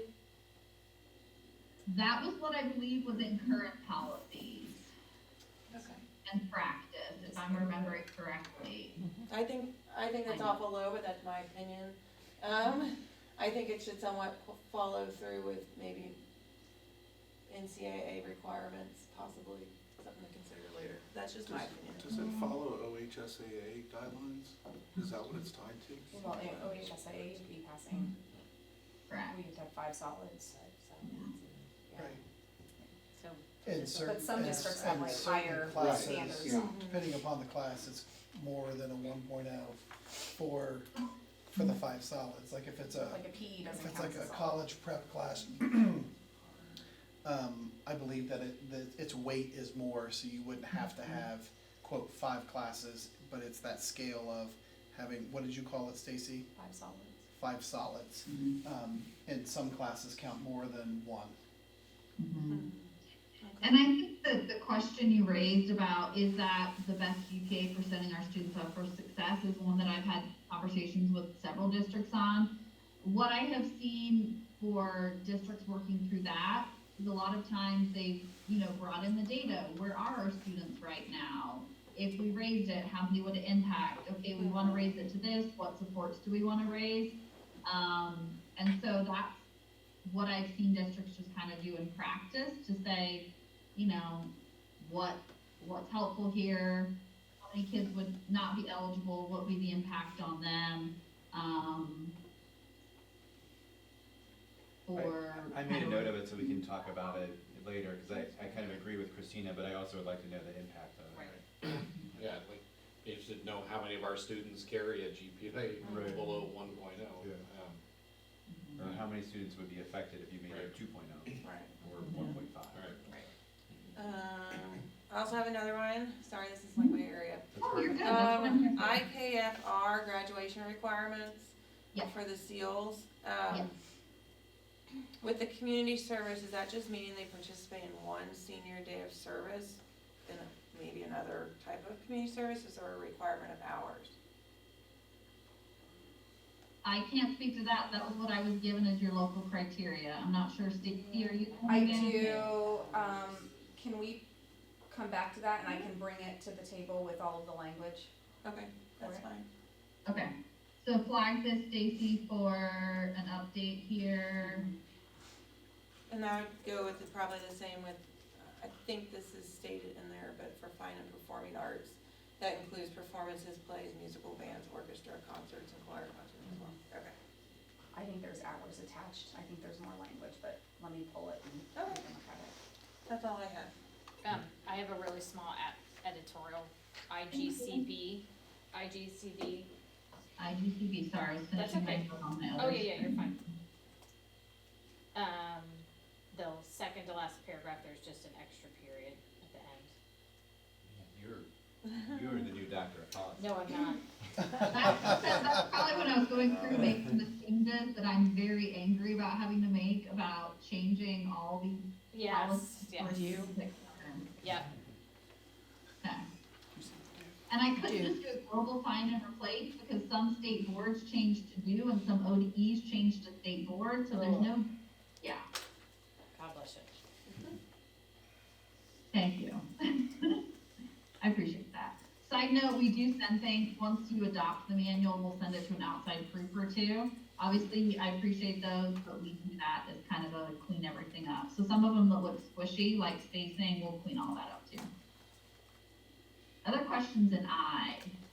We are, IKB, we're just flagging as well, right? We said that earlier, but just in the sequence Yeah, now. I believe that. Okay, I was trying to remember a few of the districts I worked with that had been specific about lengths, and you're not. Is there something that you wanna discuss with me on that, or you just wanna have some internal conversations on that? And Yeah. with your- I Like need to- internal conversations, just Great. sounds like we need to talk more about homework philosophy Okay. district-wide. All right, anything else in I?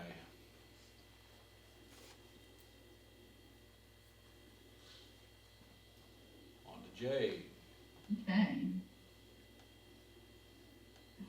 I have a question in regards to JFCH, JFCI, alcohol use by students and student drug abuse. yeah, Maybe I misread, but is there anything when we talk to our students upon returning back to school from a suspension that they are required to have so many drug tests taken for so many months or whatever? so you referred to professional assistance. For, drug testing for anything related to academics is not really an option. For extracurriculars it is, but since they have a right to attend school and be in the instructional program, I would not recommend anything on drug testing. I would keep the language about the professional assistance in what you do. Kenna, So we I can't- think the only place where our kind of current practice might come into play here would be if there is a student who is under expulsion, but we have the student coming back under abeyance, that there are times when, and if it's drug related was the concern, that part of the abeyance to stay in effect would be that, that the family agrees that if there was some sort of suspicion that there was an additional issue with drugs while the student was under expulsion but back under abeyance, that they would have to agree to a test, and then if that test was failed, then it would be breaking the abeyance. But that would be Okay. separate from them not being able to be, does that make sense, Kenna? That does, and Just- I would just under definitely, the because they expulsion agreed issue. to that, they would have said, yes, we'll agree to that. Yeah, Yeah, that, I'm sure you worked through, So we don't it's a want that. general statement, I would not. yes, I agree. Okay, Back at, JEB and Yeah. JEBA, so the last, section in JEB talks about what, that we added in, for this upcoming school year. yeah, I don't know if we need it, that sentence in there, because it basically says,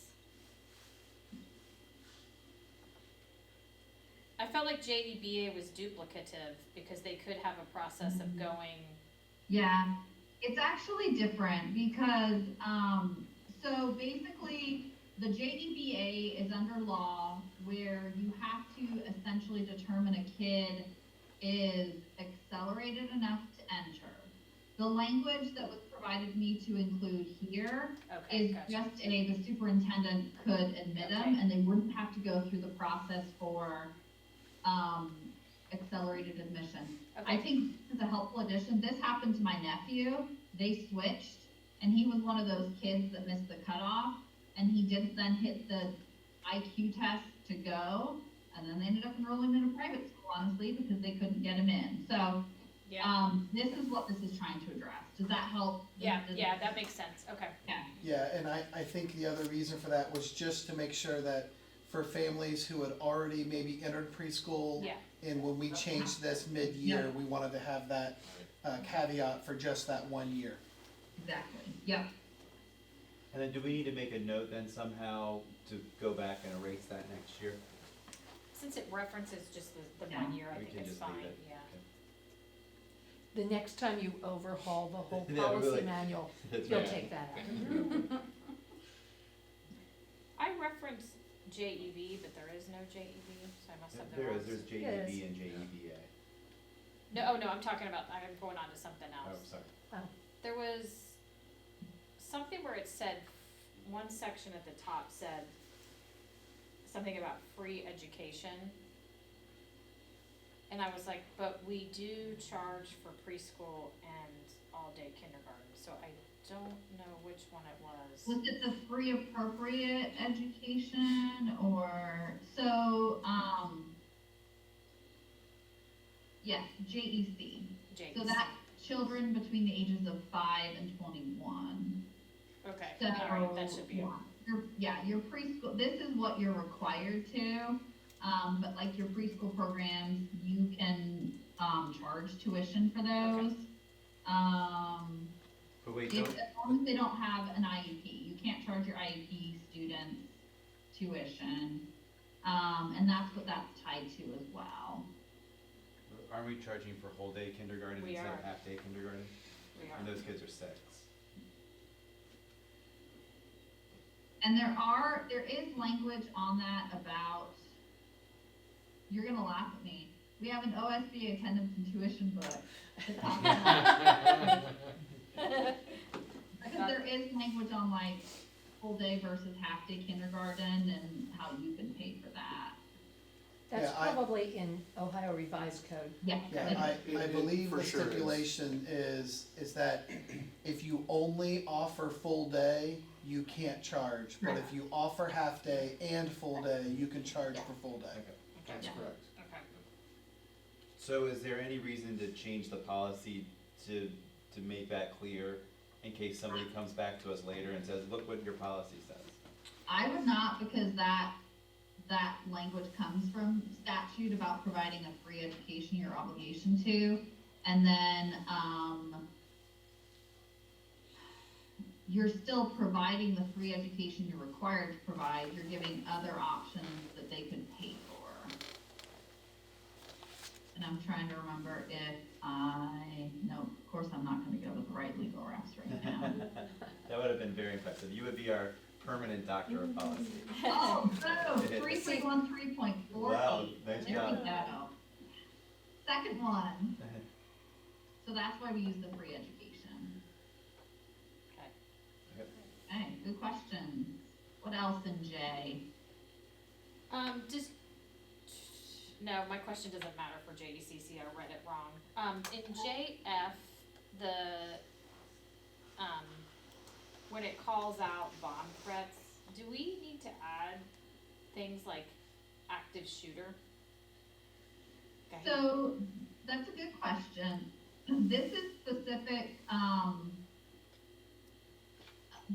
specific provisions where they talk about when you can actually expel kids. And so it's not necessarily, and for like when you could expel them that long. So obviously an expulsion is a much longer Yeah. period than just like some kind of discipline. So the intent of this is to say, you know, law provides for this specifically. And so the other, and then within your student code of conduct is where you would then get into the details of if you do this, that. But the language in statute here is specific to bomb threat. Okay. Question. JFCK, Mm-hmm. use of electronic communications equipment by students. I don't have a middle schooler, but don't we have a policy for middle school that, middle school students' phones stay in their lockers? Is that true? Yes.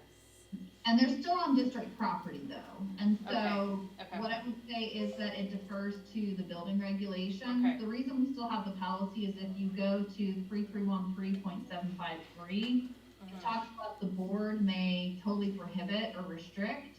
So to allow the board to do that, we kept the, hey, you can have it on district property, but you have to use it in accordance with this. Okay, And then your handbook is gonna say per grade level, what is and isn't okay. okay, that makes sense, okay.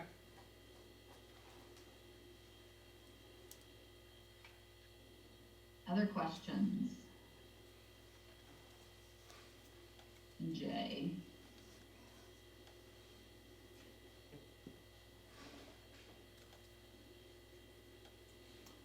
On to K.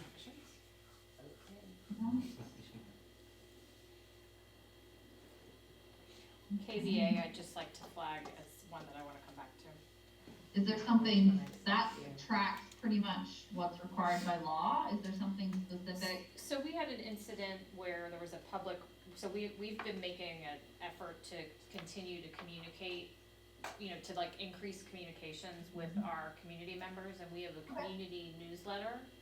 Okay. And there was a records request made for all the email lists of the people that were on the community newsletter.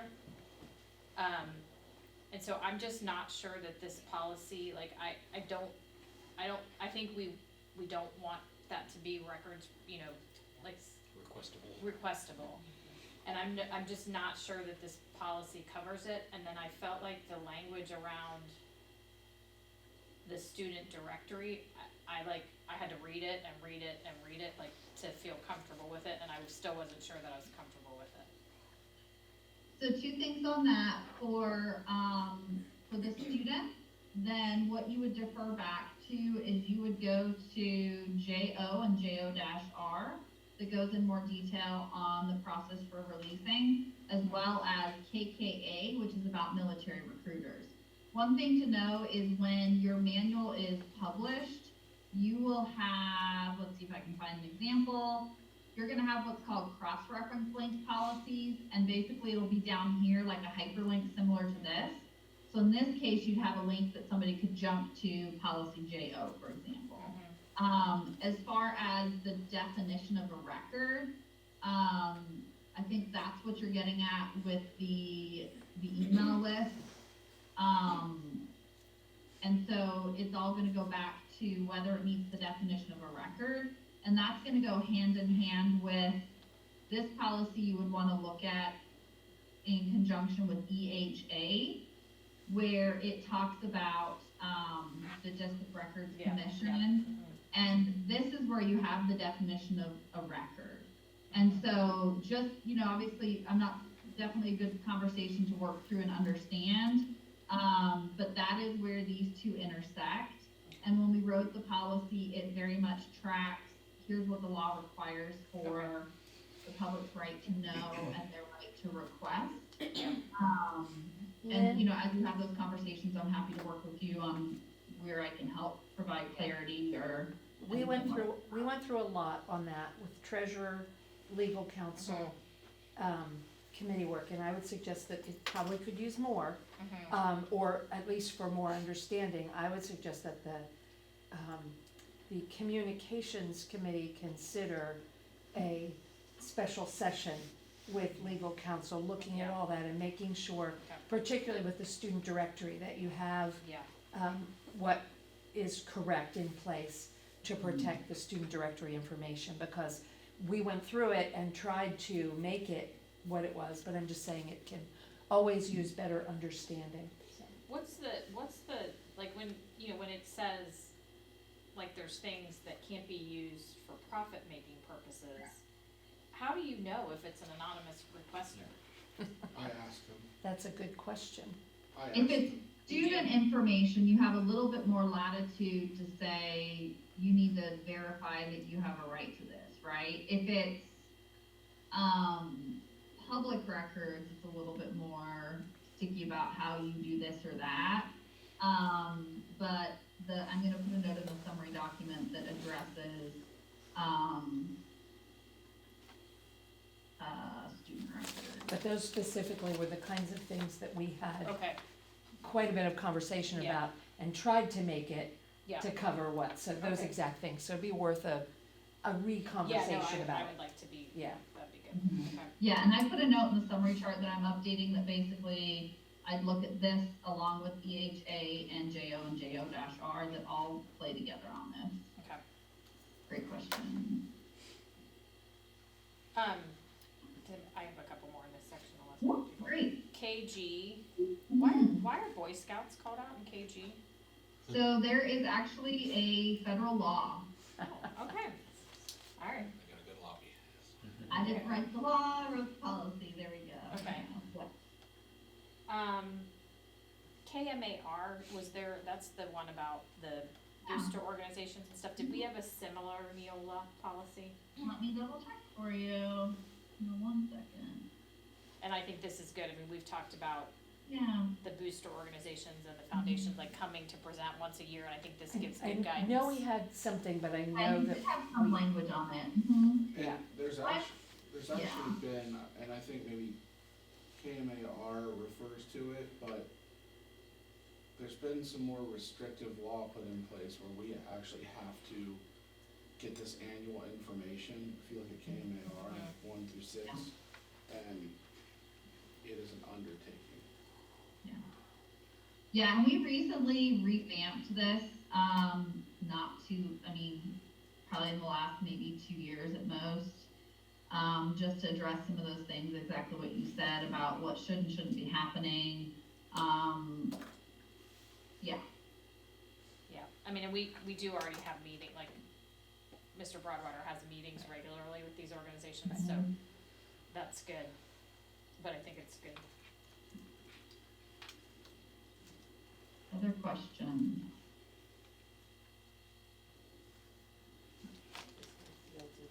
Anybody else have anything, or other things in KG, pay? KGR, I think so. I forgot to make a, I just did- wanted to flag that one. I did make a reference earlier, and I can't remember where it is, but I'm sure, Kenna, you will remember. The copyrights, where was that policy? Copyright, that is EGAAA. I just made it, EGAA-E. and you're amazing that you Kinda scary. rattle that off like that. As I looked at that, this is, you know, kind of a fraud area as well. I was just wondering, again, how closely this corresponds to what we had before in Neola, and if there are significant differences, just to make sure that our staff are aware of those differences, because this is a place you can get tripped up kind of easily with all of the ins and outs and nuances Yeah, I of. can see our language tracks very much just what federal copyright law is. I don't have any notes in my, here's what I need to talk about, where I'm like, this is really different. So, Okay. usually in my little cheat sheet of notes, I would have said, this is really different, but I do not see anything like that here. Okay, great, It's current policy 2531, if you wanted to look. okay, thanks. I do not have that one memorized, I have that in my I haven't risen to that level of knowing all the Neola and OSD codes. At that point, I might just quit, because what else is there to learn? Yeah, I just know when you get down into fair use and stuff, a lot of times, that gets interpretive in terms of how people decide what is fair use. Yeah, great, thanks. I don't think it's called out in a policy, but I think we do it well, like, I think Adam is doing a really nice job with the technology resources, like, we have something about like the 3-year review. Yeah. But I think and that can quickly get out of hand in any organization, so I just wanna say, like, I don't think that's policy, but it appears to be very well done, and I appreciate that, cause You're saying as far as reviewing and it not, and it's also, there's an approval process that you don't just get to buy the technology you want, because I'll tell you what, those licensing costs, it's like we need Netflix and we need Amazon Prime and we need Hulu and we need Fubo. It gets out of control very quickly. And the free ones have to go through the same approval process. Right. Because we wanna make sure it meets That's all of what I our, was just gonna ask yeah, where that student, one is. data Yeah, sharing and yeah, privacy so- and all It's that. like a little bit. That was sent out to us a couple weeks ago and I didn't mention it then, but I do very much appreciate that. Yeah, it's been a project that he's worked on, Mhm. not only there was overlap with some, so we were able to cancel Yeah, and not use some, so it's a cost savings, but also just making sure to keep our eyes on what is it that we have, right, and what kind of, and that being on a cycle, it's been a project that he worked on and it's been great, so. yeah, it's been good. Mhm. Great. Alright, back into K, sorry to derail us for a second. No, you're good. Cause then the last section is L, and really the only one that we didn't look at in one of the other sections is, related to student teaching. This one, okay, here's a note on this. Dr. Lorenz, I don't know if you remember this. I believe, Stacy, you were part of that. So this is one that your collective bargaining agreement does not allow you to change except at certain times in the year. Do you remember what I'm talking about? Yeah. Yes. That's this. Yep. So this one, we can't change. This is your current language. This was one of those, this is why I read your contracts, because sometimes there's random things in there. That, and I believe there was one other,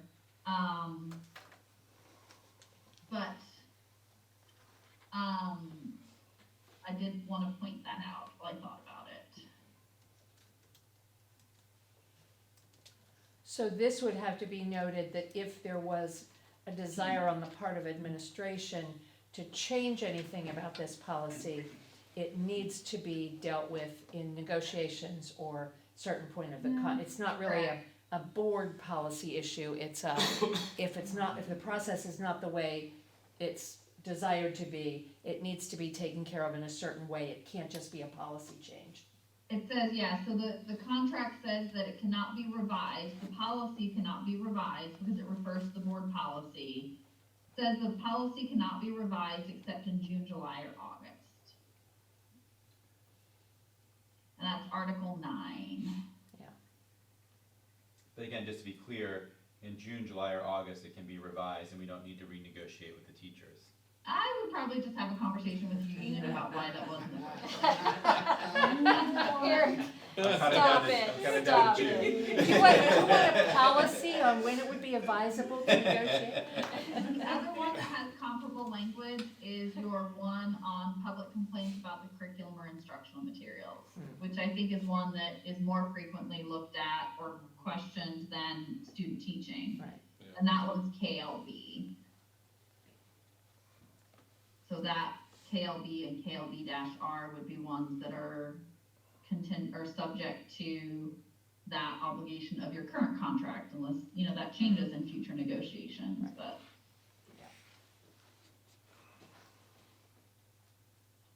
Okay, Alright, questions on anything else in here? 20 minutes to spare. So on my end, what I did was I'm going to save, and it should refresh, I was taking notes as we went along and updating the chart. So it should magically, hopefully, yay, it worked. So in that policy report summary, in that section 1, I added a column here for 2624 board meeting, and I basically made notes of the changes that we were working through. I also made some notes, for example, like you may want to group on this one long-term and safety. So helpful. So as far as next steps if there are ones that you need revisions to, we wanna change or anything before the board basically adopts this as the new manual to then figure out which ones you wanna maybe look at more philosophically down the road, let me know. There's a resolution essentially you would use when you're ready to adopt the manual as a whole. And then also, if it would be beneficial, one thing we could do is, set up, once the board is using this manual as the new manual, basically a walkthrough of how to know how to access the information, the newsletters, sample policies. Eric, I believe we talked about that a little bit, but however I can assist you in that transition. Once you adopt the manual and are not governed by your Neola policies anymore, all this will live on your general board doc site, not your temporary site. So that'll all get cleaned up too. So what questions do you have for me on anything else, on the next steps moving forward? I think that you were pretty clear about that, but just to make it clear for all of us, we would like to get this project finished, and it's feasible that we get it finished at our next meeting. Yes. I think there was only one thing we wanted to review with legal that's listed Yeah. on there, and then that was all. Yeah, Ken, I think you and Eric can just touch base between now and our next meeting, make sure that we've got that buttoned up, and then the three of us, and probably with Mike, can then convene after this is approved, and then think about those next steps about a agenda kind of moving forward. When do we want these on a timeline to talk about them in board meetings? Something Yeah. something just occurred to me, and I don't know if Kenna has an answer to this. If you approve it at your next meeting, then it's going to be replacing the Neola on the board docs site Yep. for public consumption. Yep. Is there something that you want to publish to the public that gives them a quick overview? The policy manual has changed, the sections are da-da-da-da-da, for people who, there are a few people who access policy, or do you wanna just let it, let people noodle around on their own? Well, I guess Kathy, going back to your point, is it feasible to keep an archived copy of old policy in case? I think we're supposed to. Right, in case somebody Yeah, wants so to what'll look at happen is change. you'll have to work through those logistics with Neola and board docs to archive those in your retired policies, which would then be in a password protected area. And then once you sever that connection with Neola, we'll push these over.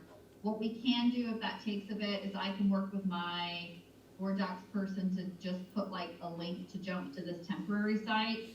If there is any benefit to kind of a intro at the beginning of the manual or summary, it wouldn't be all of this stuff, but if that's something you feel there's a need for, I can talk through what you're looking for in that and add it as kind of a temporary almost section in the manual at the beginning.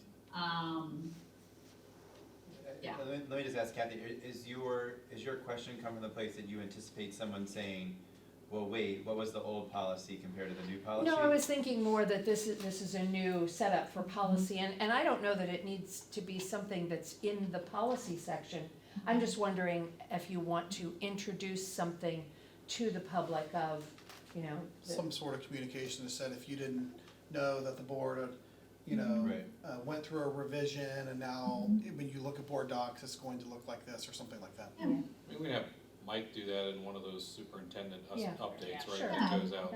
Because in terms of our record, we've been talking about this for months now. Oh, absolutely. So if people are paying attention to board meetings, Yeah. And that would be good in Mike's report, that would live in a meeting in the minutes if Mike does a report that gets linked in the meeting, then, or in his newsletter, or, however you wanna do it, it just occurred to me as you were doing Yeah, this. good. Yeah. Other questions on anything? I believe your meeting's the 20th. I am scheduled at another district meeting that day, so I can't be remotely with you. If there's anything between now and then, let me know. I'm out some next week, but I'll still be checking email periodically. So if it's urgent, just, say, hey, Kenna, I need a response on this. You may get an auto reply, but I'll be checking my email. I'm traveling to see my mom for her 70th, I can't miss that. Nice. All right, well, thank you for being with us tonight. Appreciate all of your expertise. And it makes, I know, all of us feel a lot more comfortable and moving forward with this and into the future, so thank you. I appreciate working with you and then continue to assist you moving forward as you, become familiar and stay on top of it. So reach out with anything you need, any adjustments, and we'll go from there. Excellent, Sounds thank good. you. Thank you. All right, have Bye, a Kenna. great rest of your evening. Thank too. you. Thanks. Good night. Thanks. Thanks. All right, bye. All right, well, that is all that we were scheduled to discuss this evening, so entertain a motion to adjourn the meeting. Second. All in favor, say aye. Aye. Any opposed? Meeting adjourned at 8:15. John, just make sure that was unopposed.